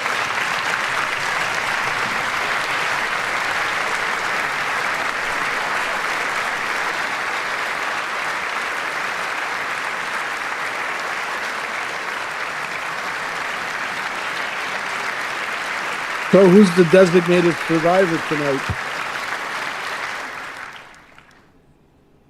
I'm very proud to say. Who's the one? The designated survivor. The first 4 years, and in particular this last year. You don't know what that is? No. Every speech where the House, the Senate, the President, and the Cabinet are all gathered, they take one or two usually one cabinet member who's legally qualified to be a successor, and put him in a place far away from Washington with heavy Secret Service protection in case the whole Congress whole Congress is wiped out. There's the designated successor. Oh, There's a movie or a TV show about it. Yep. There's a. Well, yeah, there could be a TV show about it, but this is a real thing. So last year, Charlie was violently murdered by an assassin and martyred, really martyred for his beliefs. His wonderful wife, Erica, is with us tonight. Erica, please stand.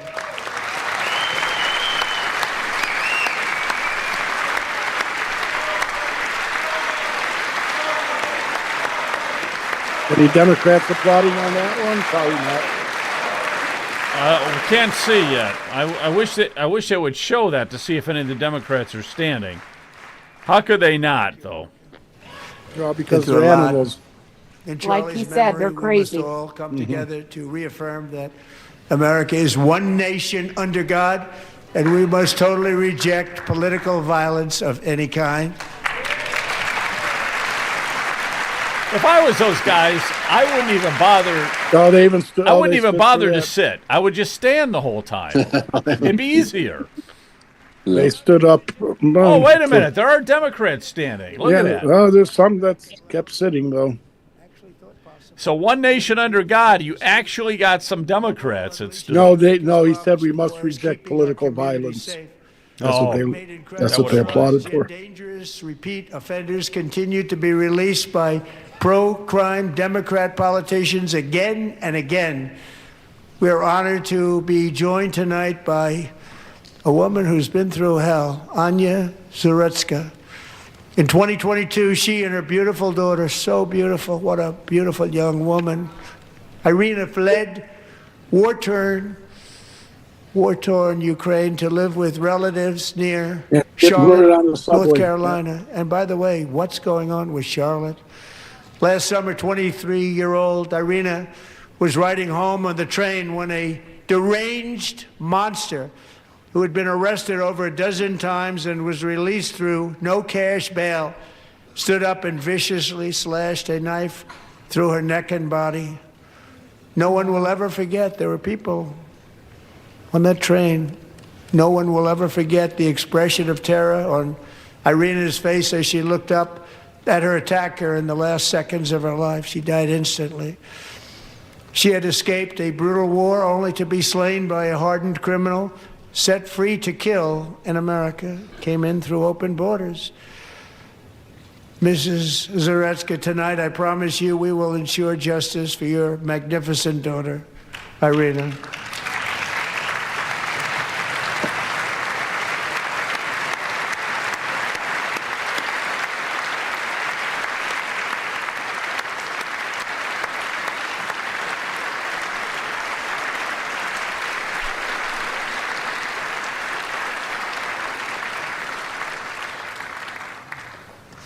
How do you not stand? How do you not stand? I'm asking this Congress to pass tough legislation to ensure that violent and dangerous repeat offenders are put behind bars, and importantly, that they stay there. You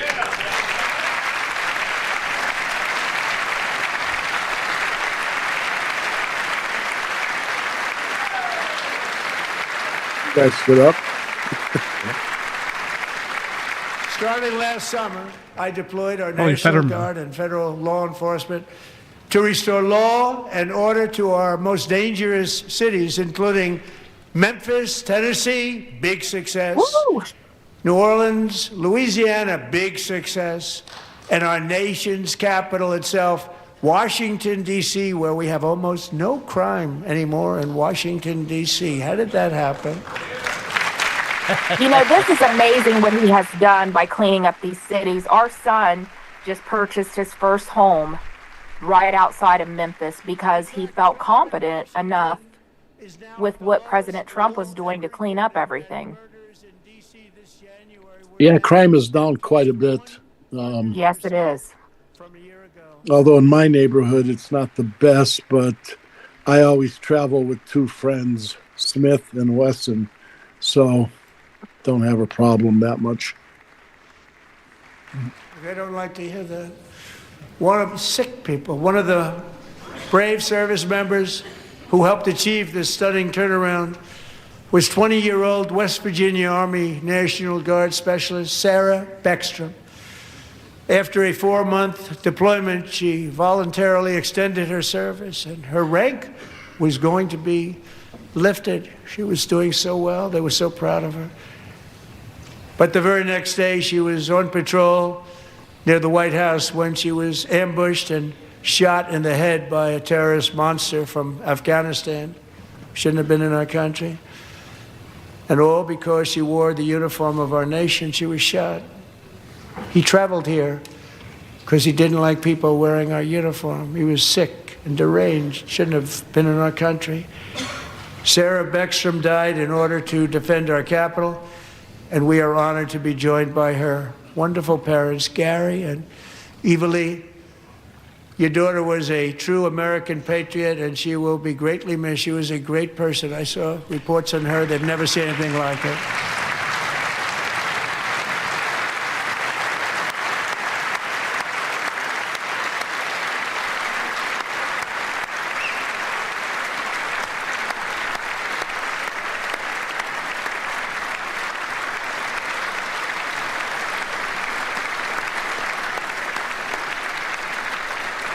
Speaking of the So Congress sorry. standing Thank and you very sitting, who's I haven't seen John Fetterman showed yet. Yeah, that's a Yeah, good they point. haven't really focused on him yet. He's there, though, right? Fetterman? Did he show up? I would imagine. I mean, he's probably wearing shorts, but I know he seems to have some common sense. Yes, he does. He does. He definitely does. But he doesn't go along with a lot of the media's narrative. So a lot of times they don't want to show him because he is a Democrat and he does agree with President Trump. Named Melody, who I spoke to the same night, and she was so positive. The doctors thought that Andrew was gone, but his mother said, no, Mr. President, Andrew will be fine. He's going to make it. I've never seen anything like it. I mean, he was given almost no chance. She said, I have no doubt, sir, he's going to be okay. This was a conversation that I had with her that night, with her son laying helplessly in bed, blood all over. Everybody is praying, she said, sir, he will be okay. The doctors didn't understand what she was saying, and after looking at the results of the damage done, neither did I. She was so strong and conclusive that even Andrew's great father felt she didn't really understand the gravity of the situation. But she turned out to be right. Right, Melanie? I totally She turned agree out with to that be statement. right. A mother's love. Mm-hmm. Oh, bless her heart.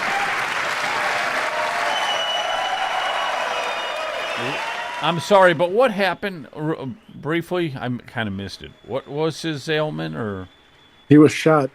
shot? With the other National Guard. Oh, gotcha. That, gotcha. they Yeah. showed her parents just before this. I forget her name. I apologize. Right. Okay, so he was shot, but He survived. survived. Yes. That's great. Yeah. Well, You know, a I couple of said, where does Democrats this stood up woman for come him. from? She's the most positive person I've ever met.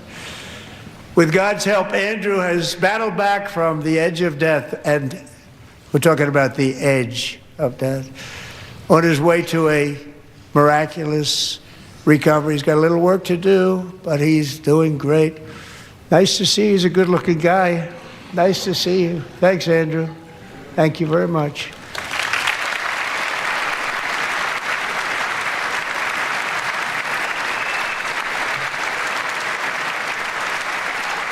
Oh, they finally got up. yeah, a couple Democrats actually stood up.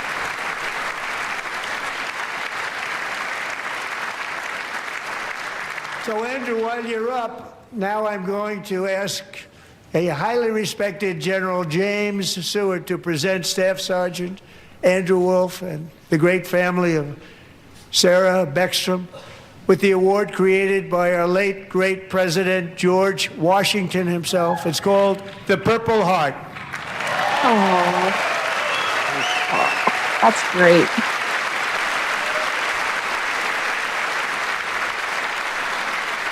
He definitely deserves it.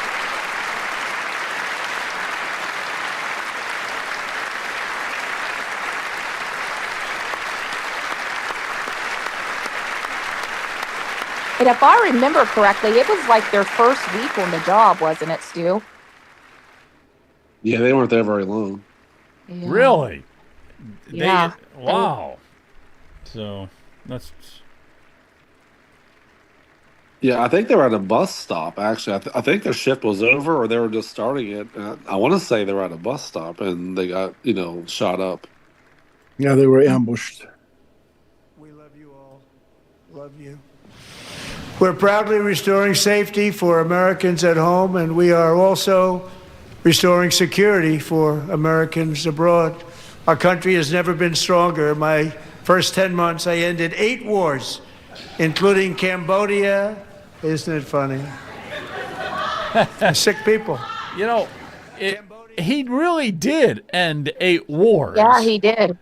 He did. It sounds so funny coming from him, but he did.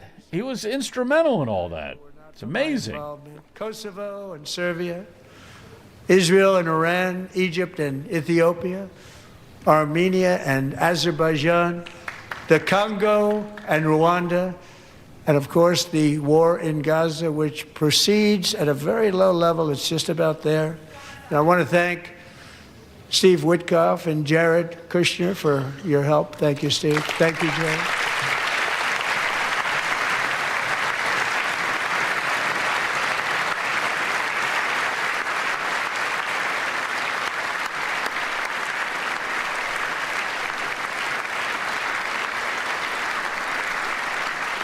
And I also want to thank the man they report to, Secretary of State Marco Rubio. Thank you, Marco.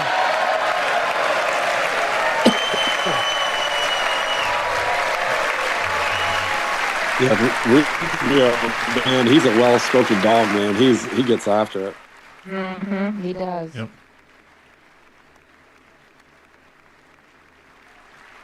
People like you. You know, Marco got 100% of the votes when he was in confirmation. I think our next one was about 54%. And some of the Democrats are now saying, I can't believe we approved that guy. And he said it's an honor that they feel that way, right, Marco? You have done a great job, great Secretary of State. I think he'll go down as the best ever.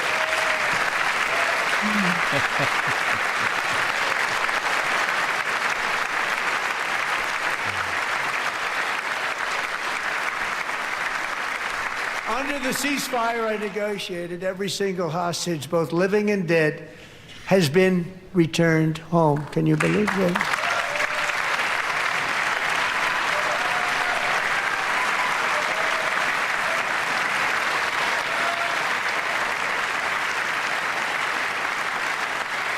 Nobody thought it was possible. Yeah, there's Nobody thought Fetterman. that was possible. Fetterman made it. Both living and dead, and those parents. And in a full suit. And in a suit. That is, you'd never recognize him. No. I missed him. He was there. Got my He was head there. turned. Back, and when we got all of the living hostages back, and many, many before them, but I always said those last 20 are going to be very tough, but we got many, many more, hundreds. But I said those last 20 are going to be tough. We got them back. But we only got back 14 or 15 of the dead, of the 28. And believe it or not, Hamas worked along with Israel, and they dug, and they dug, and they dug. It's a tough thing to do, going through bodies all over, passing up 100 bodies sometimes for each one that they found. Tough job. And they finally got it back to 27. And then Steve and Jared, they got it back to 28. They found all 28. Nobody thought that was possible, but we did it. And I remember the family of the 28th. They were so grieved, but they were so happy as it's possible to be. They had their boy back. The mother said, "Sir, we have our boy back." What a period of time that was, but we got them all back. So thank you both very much. Great job. As a military mom, I completely understand. You would definitely want your child's body, and I'm so glad that they made that possible for all 28. Right. Ukraine, where 25,000 soldiers are dying each and every month. Think of that, 25,000 soldiers are dying a month. A war which would have never happened if I were president, would have never happened. As president, I will make peace wherever I can, but I will never hesitate to confront threats to America wherever we must.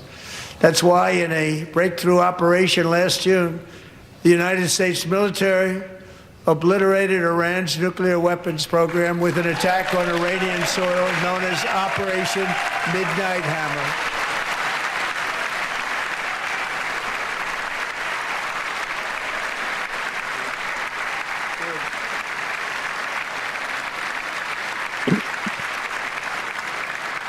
For decades, it had been the policy of the United States never to allow Iran to obtain a nuclear weapon.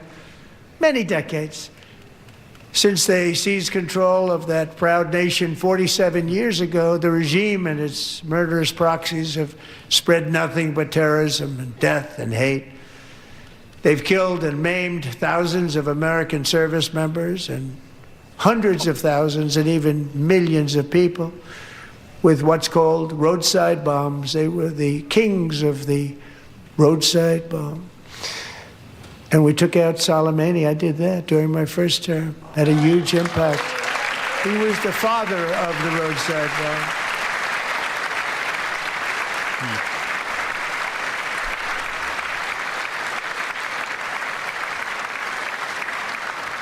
And just over the last couple of months with the protests, they've killed at least, it looks like 32,000 protesters, 32,000 protesters in their own country.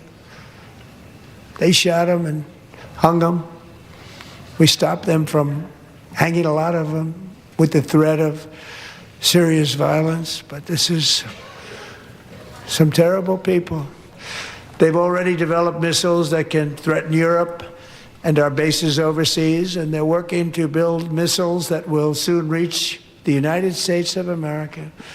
After Midnight Hammer, they were warned to make no future attempts to rebuild their weapons program, and in particular, nuclear weapons. Yet they continue.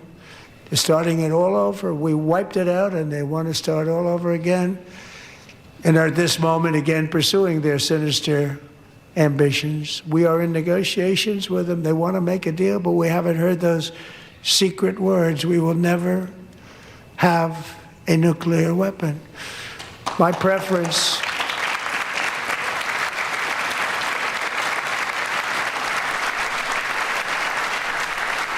So, if think of the problems we would have if Kamala Harris had got elected. All these countries would have this nuclear weaponry, border wide open. Oh, what a disaster. May as well hang it up, Which they are by far. And they wouldn't have respected us at all. I mean, she just... Yeah, she was a joke, and especially when she got in front of dignitaries and stuff. She did not and go just over start well. giggling and just... Yeah, she would just laugh. And Yeah, she would. And she was always hitting the bottle, too. She was always sauced. Military on earth. I rebuilt the military in my first term. We're going to continue to do so. Also, we just approved $1 trillion budget. We have no choice. We have to be strong because hopefully we will seldom have to use this great power that we built together. It's really called Peace Through Strength, and it's been very, very effective. I better believe it.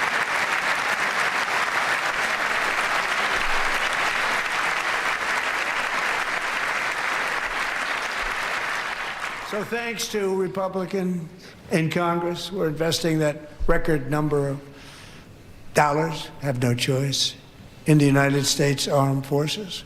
Also creating a lot of jobs, but we're not even doing it for that reason. Because as I said, we have more jobs, more people working today than ever before in the history of our country. And NATO countries are friends and allies. They are. They're our friends and they're our allies. Have just agreed, at my very strong request, to pay 5% of GDP for military defense rather than the 2%, which they weren't paying. We were paying for almost all of NATO. Now they're paying 5 as opposed to not paying 3.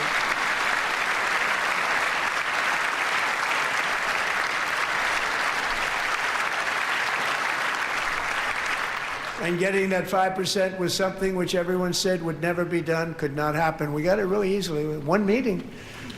And big difference between 2% that's not paid. We were paying the freight of many of them. Very few were paid up.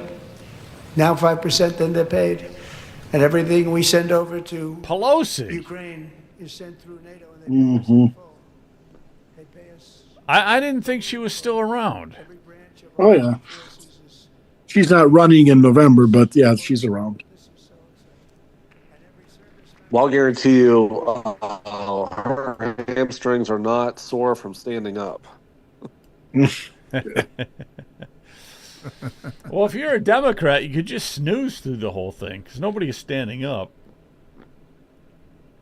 They're fuming. They're saying, wait till we get in. Revenge, revenge.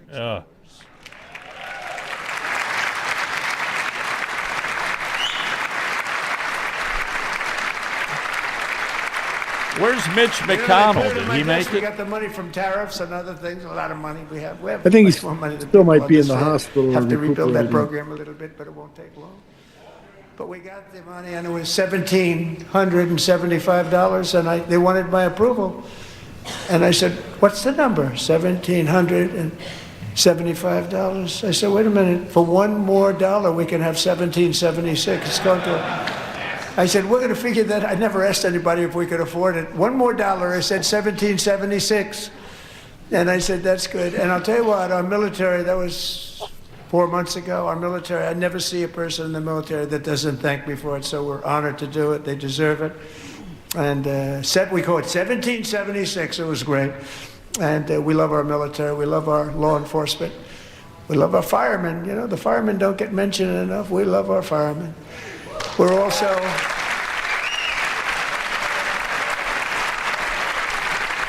Hey, wait a minute. Why are the Democrats standing on that one? They love the firemen, too. They love the firemen. Oh. Yeah, I thought their butts were super glued to the chairs, but I guess not. Interests and defend our country from violence, drugs, terrorism, and foreign interference. For years, large swaths of territory in our region, including large parts of Mexico, really large parts of Mexico, have been controlled by murderous drug cartels. That's why I designated these cartels as foreign terrorist organizations, and I declared illicit fentanyl as a weapon of mass destruction.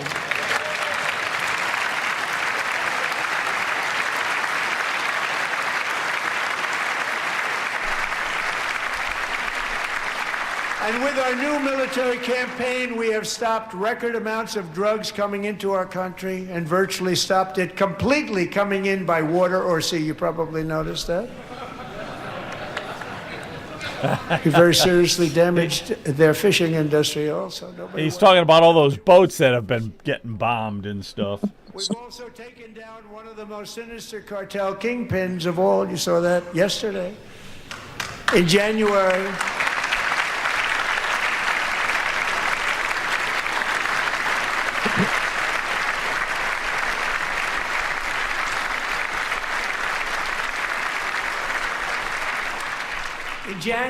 elite American warriors carried out one of the most complex, spectacular feats of military competence and power in world history. No one's seen anything like it. Foreign leaders, I won't tell you who, called me and they said, very impressive, very impressive. They couldn't believe, they all watched, they saw what happened.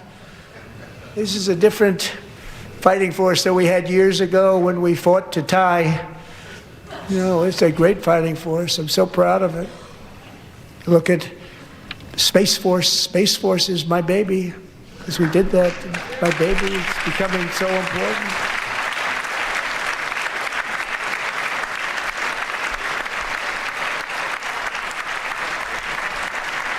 Anybody have a clue what Space Force does? Does it really exist, or?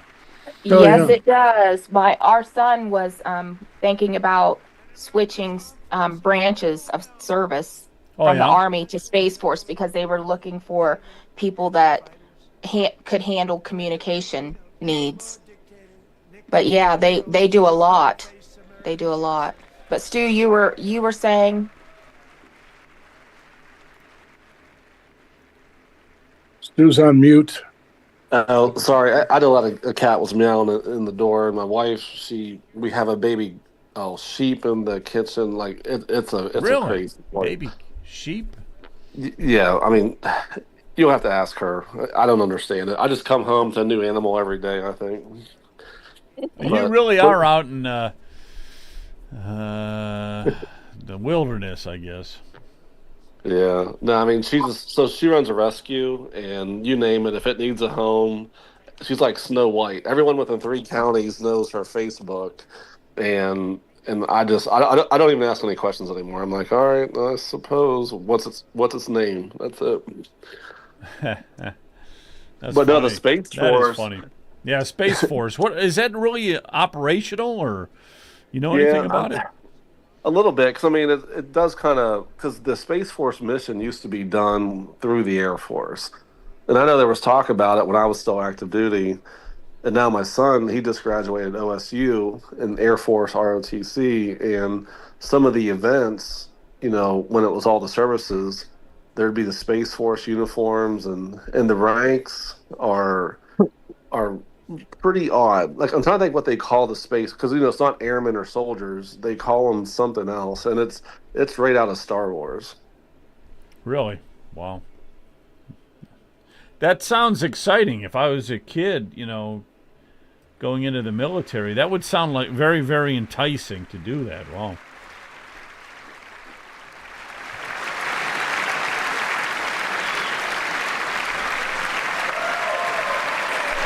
We just think about the amount of space assets that we have and how important space is. So, I mean, I understand trying to protect that.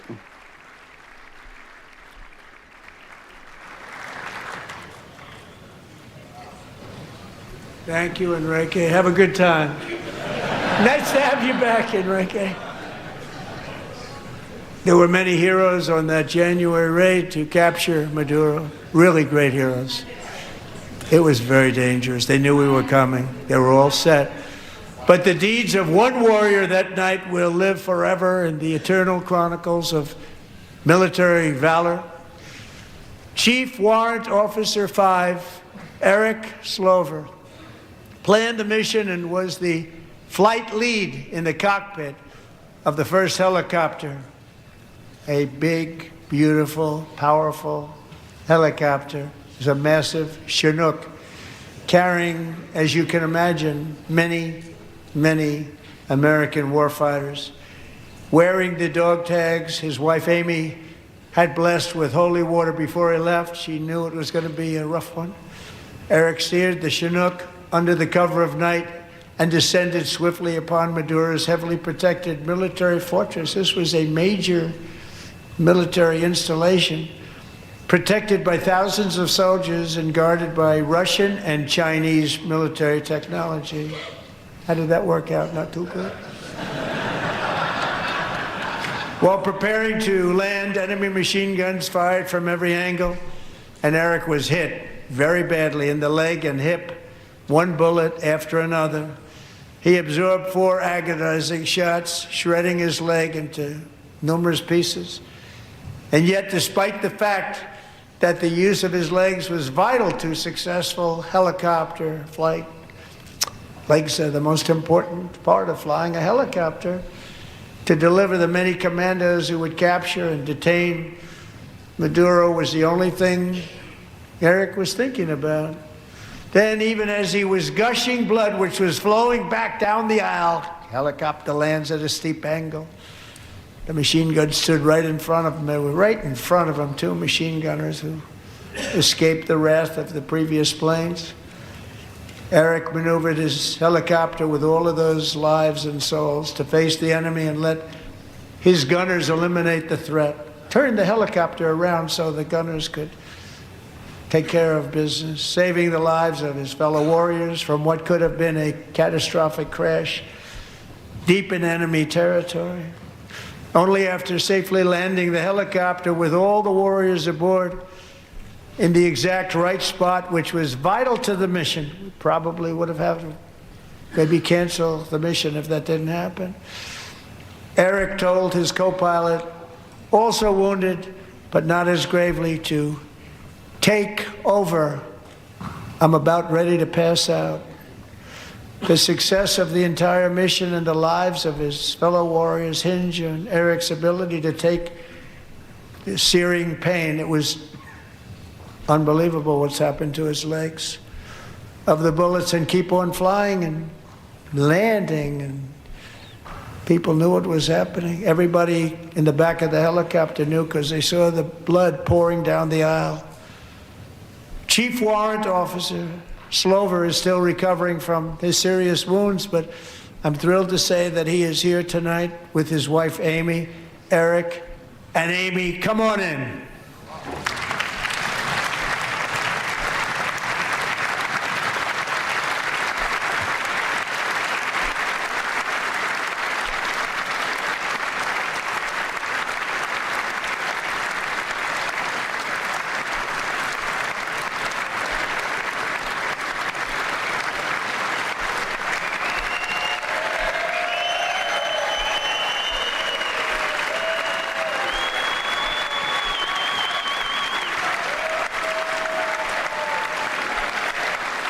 That'll give you goosebumps there.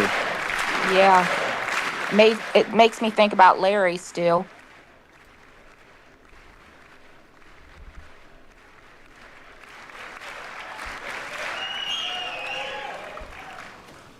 So we have a surprise for Eric and Amy. In recognition of Eric's actions above and beyond the call of duty, I would now like to ask General Jonathan Braga to present Chief Warrant Officer Slover with our nation's highest military award, the Congressional Medal of Honor.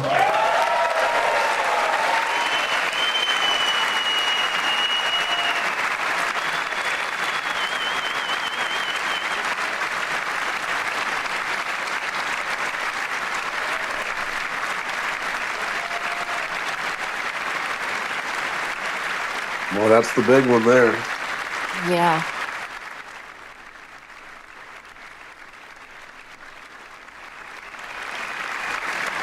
He's officially in the club that he'll never have to buy another drink in the rest of his life.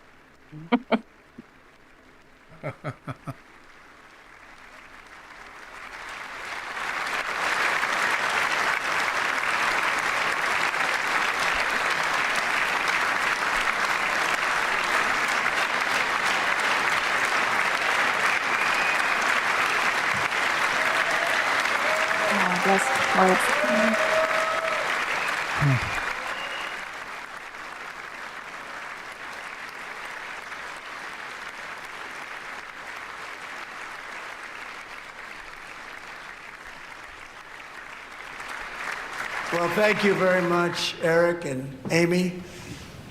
Great to get to know you. I met with them and with a lot of their fellow warriors at Fort Bragg recently. You notice the name Fort Bragg, we have it back, we brought it back. We won the First World War with it, the Second World War with it, and then they decided to change the name. So we changed it back. Everybody wanted to change back too. And 10 of Eric's fellow warriors from that incredible night of victory will also be receiving medals at a private ceremony that will soon be held at the White House. And Eric will do that.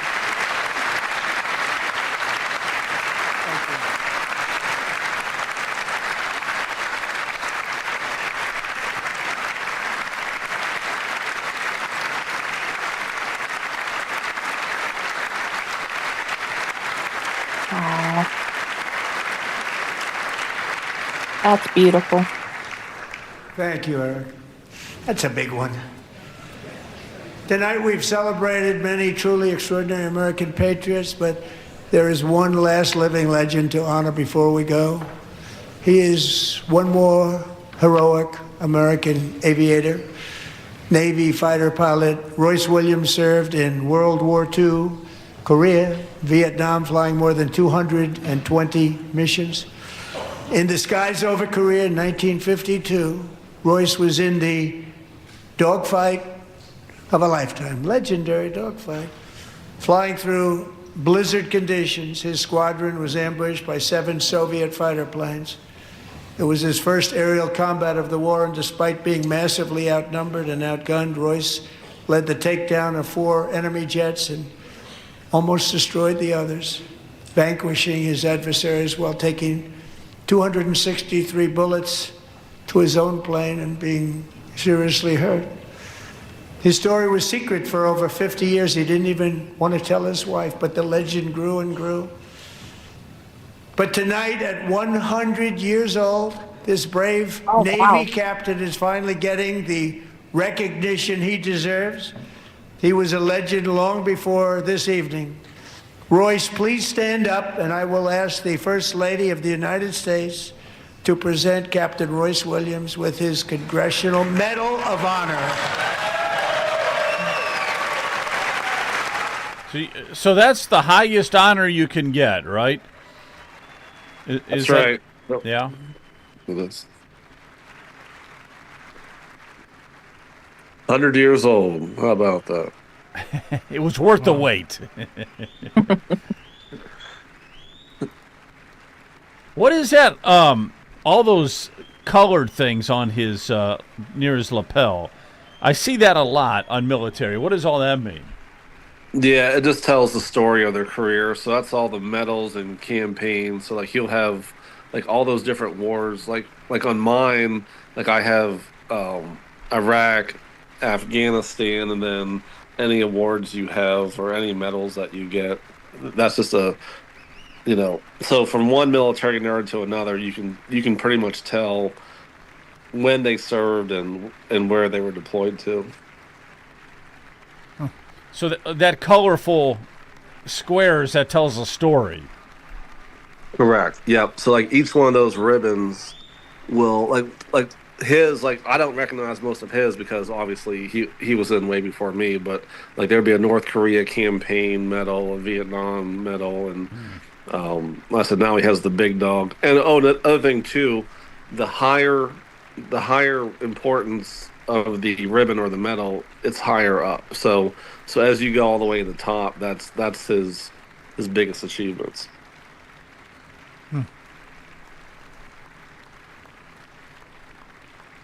100 years old, Medal of Honor. I mean, where do you go from there? Hopefully his wife's still around. Wait a minute. When you're 100 years old, don't say, where do you go from there, okay? I have a feeling I know where he's going to be going. That's wonderful, yeah. It is. And hopefully he has cognitive ability to even understand it. Yeah. Thank you, Royce, and thank you, Eric. I've always wanted the Congressional Medal of Honor, but I was informed I'm not allowed to give it to myself, and I wouldn't know why I'd be taking it, but if they ever open up that law, I will be there with you someday. That's a Trumpism there. But you know, that's our highest honor, Congressional Medal of Honor, and that's a big thing, and it's an honor to be in the same room with you. Thank you both very much, Eric. Thank you.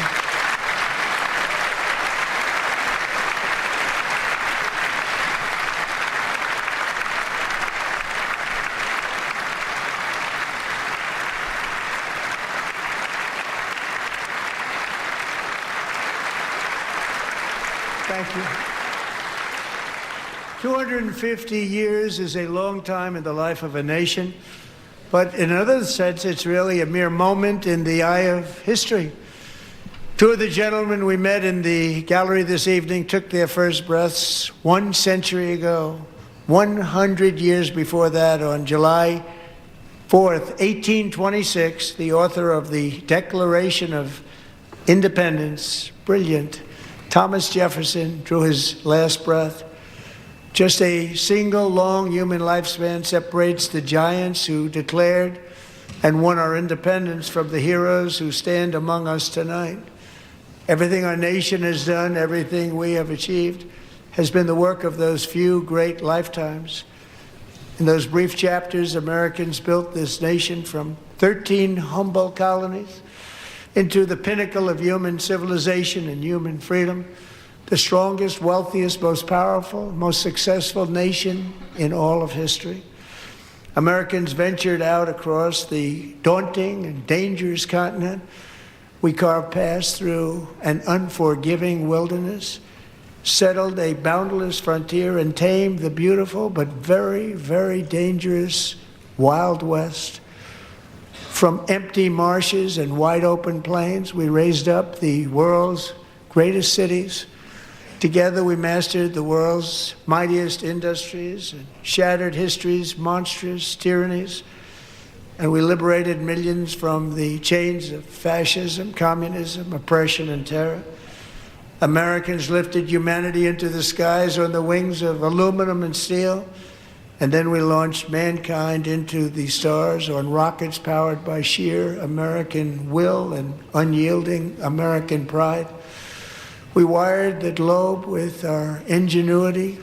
We captivated the planet with American culture. And now we are pioneering the next great American breakthroughs that will change the entire world. All of this and so much more is the enduring legacy, unmatched glory of the hardworking patriots who built and defended this country and who still carry the hopes and freedoms on all of humanity's backs. For years they were forgotten, betrayed, and cast Our team aside. looks so happy. But that great betrayal is over, and they will never be forgotten again. Because when the world needs courage, daring, vision, and inspiration, it is still turning to America.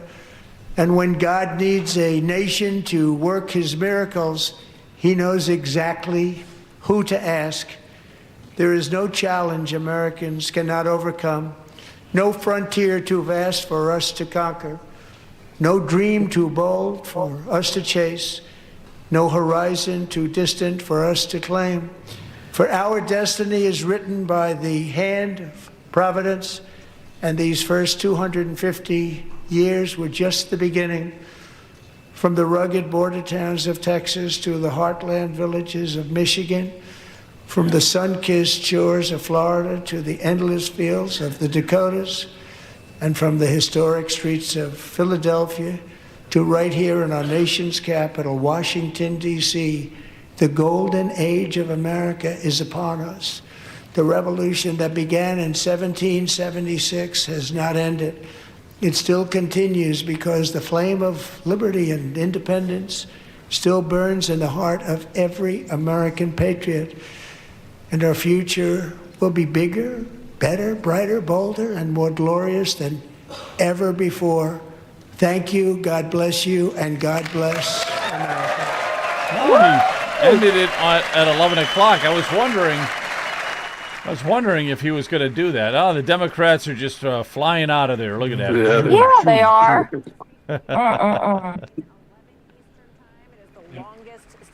What'd you guys think of it, Heather and Stu? Any thoughts on this talk? I thought it was great. I thought it was very patriotic. It was exactly what the country needed right now. What do you think, Stu? Yeah, I think it's fantastic. I mean, about 5 minutes ago, I was thinking, I was like, how sad is it that every Democratic, every liberal media outlet has been pouring over everything he's saying, trying to come up with something as an I gotcha or something to take against him. Whereas, like, man, just as a regular American, like, if you just can't, applaud and respect the wins that the man has had. I mean, he's everyone's president. I mean, whether you like him or not. He is. Exactly. There's a lot of wins, and the patriotism's there. It's heartfelt. So, no, I think it was a great State of the Union, and obviously he's done great things for a whole year, and this is only one of 4 years. Absolutely. I feel honored to have him as my president. Oh, we are so lucky. We are so lucky. And to think that they tried to assassinate him at Butler, PA, and that bullet grazed the side of his head. It's just crazy, isn't it?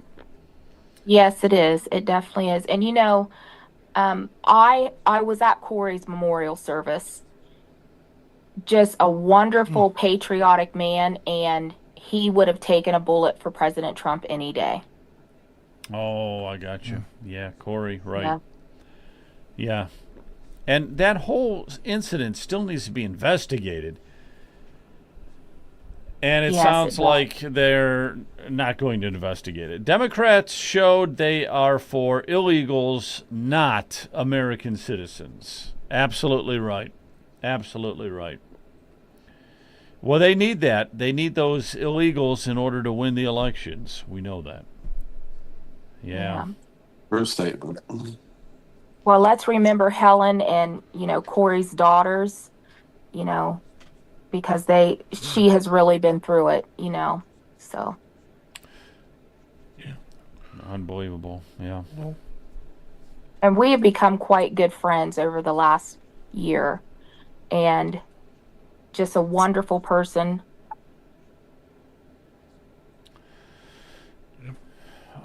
Omar needs removed from office, and the other one, Rashada from Michigan. Her I know, and but AOC. is anybody going to actually do it? AOC. Is anybody going to actually do it? That's the Probably not. problem. Yeah. They won't because Heather, do they're you have any? they're from such strong liberal districts that they'll never be voted out. Right. Heather, do you have any events or anything? I know. What are some of the top? You were mentioning on the podcast when you were on Sunday. Taking those phone calls. What are some of the issues that you're hearing that Ohioans are really concerned about? I know property taxes, but is it just jobs and income and all that? What are you hearing as you're taking calls or going around the state? Well, the number one issue is definitely property taxes. You're absolutely correct with that. I would say second important to Ohio citizens is education and making sure that their children are not groomed, making sure that the family unit stays intact. I have been taking a lot of calls at night from folks that are battling CPS, and just those sort of things that are affecting the families right now, especially Christian families. I would say another very important issue right now is the whole Springfield situation. It terrifies Ohioans that literally a group of foreigners could be dropped off in your town where you're raising your family. And these people, a lot of them are not great people. No, they're not. They're not. No, not at all. not And at they're all. using the resources, and those are some of the most important issues that we face when we're out campaigning. Of course, everybody worries about the economy, but when I said to Ken that I feel like following President Trump is going to make our job so much easier, that's what I mean. We already have the blueprint, we have the groundwork, we have the foundation because of President Trump, and we're going to build from it. Oh, that's great. Yeah, and, we're so and are lucky to you? have Do you Trump. have any upcoming events or any things that you're going around that people might want to see you or Absolutely. anything that? Yeah, Now, go I ahead. have been very leery about posting my events online just because of the death threats that I have been receiving. Okay, But all right. Then right, I didn't. yeah, so Sure. I don't usually put them on there until after they're over. We try to always Okay. record them so people can listen to them later. But the main thing that we're doing right now is we're interviewing with state central committees and doing a lot of news interviews, that sort of thing. Today I had an interview with News Nation. Stuart has been going to some state central committee meetings, and I just interviewed with Franklin County. So we're extremely busy right now, and that's a great thing. We love it. Nice, Yeah. nice to hear. Yeah, we've been going around to lots of I mean, 'cause I was at Greene County Central Committee, but because there's a lot of those endorsements. Because I know you guys are going to the one in Cuyahoga County tomorrow night, and and I was actually planning on going to that one, but then I have to be in Zanesville also. But yeah, I was there with a lot of the same characters, with Marcel and Christina Rodner, some of the judges vying for the statewide elections. They were all in Greene County, and I got to meet them. That was a good time. And I'd say one of the other issues that, man, so many people on social media on some of my videos, they say, how sweet, Stu, that you think that voting still matters. And I'll tell you what, I mean, you talk about something, and I kept hearing it over and over. And because I'm talking about, hey, we need to start electing grassroots candidates, people who are not part of the establishment. And the amount of responses that I got was like, hey, my vote doesn't matter. I haven't voted in years because it doesn't matter. I think that's where the abolished property tax, I think there's going to be millions of people that come out to vote for the first time in a long time. And then I'll be curious to see, are they voting then for the candidates who support that cause? So I really think, I'm hoping that Ohioans see that their vote does matter, it does count, and they come out for the primary, and they come out for the general election. Absolutely. And it doesn't make sense not to support the candidates that support abolishing property taxes. So let's just hope and pray that people see it that way, and that they know that we're candidates that they can trust and that are going to have their best interests at heart. And that's what they think about when they're at the ballot box this year.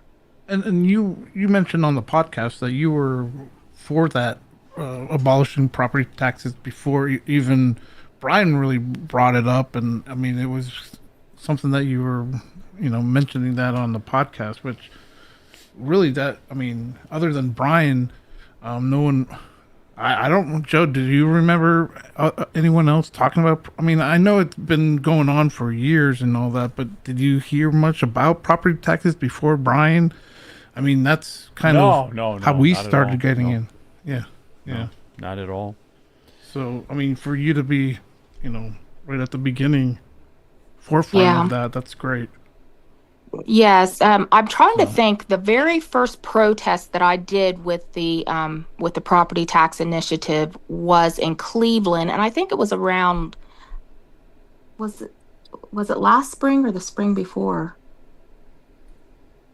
It would have had to have been last spring because I did not announce my candidacy until November 2024. Okay. But yeah, right away, even, a lot of people told me, this is going to kill your campaign. And I said, this is who I am. I am not going to change who I am.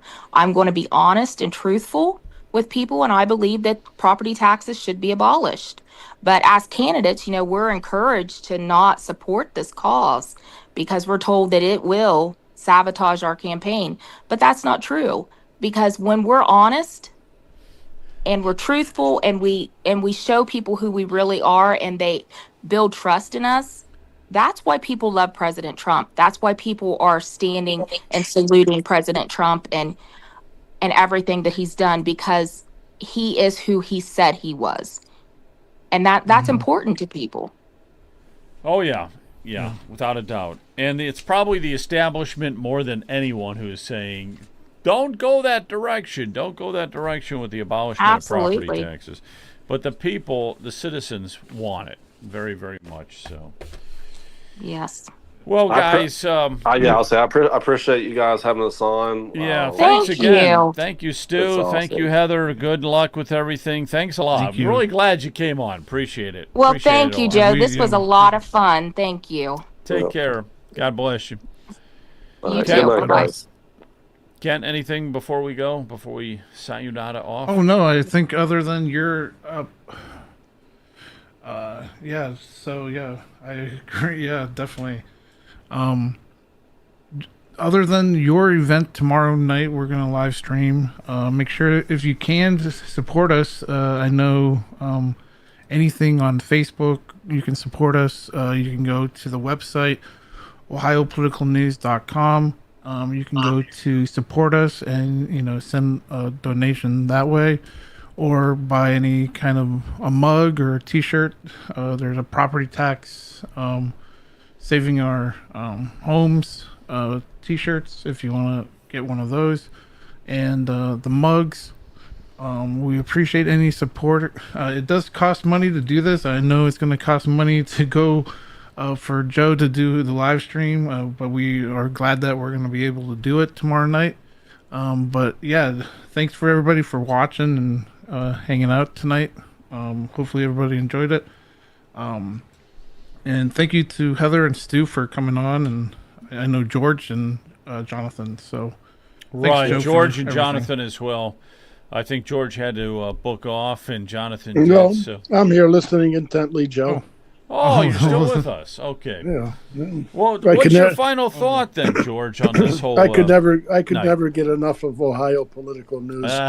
Well, we'll have to get you one of these. Look it, we'll get you one of these. What do you say, huh? All right, sounds good.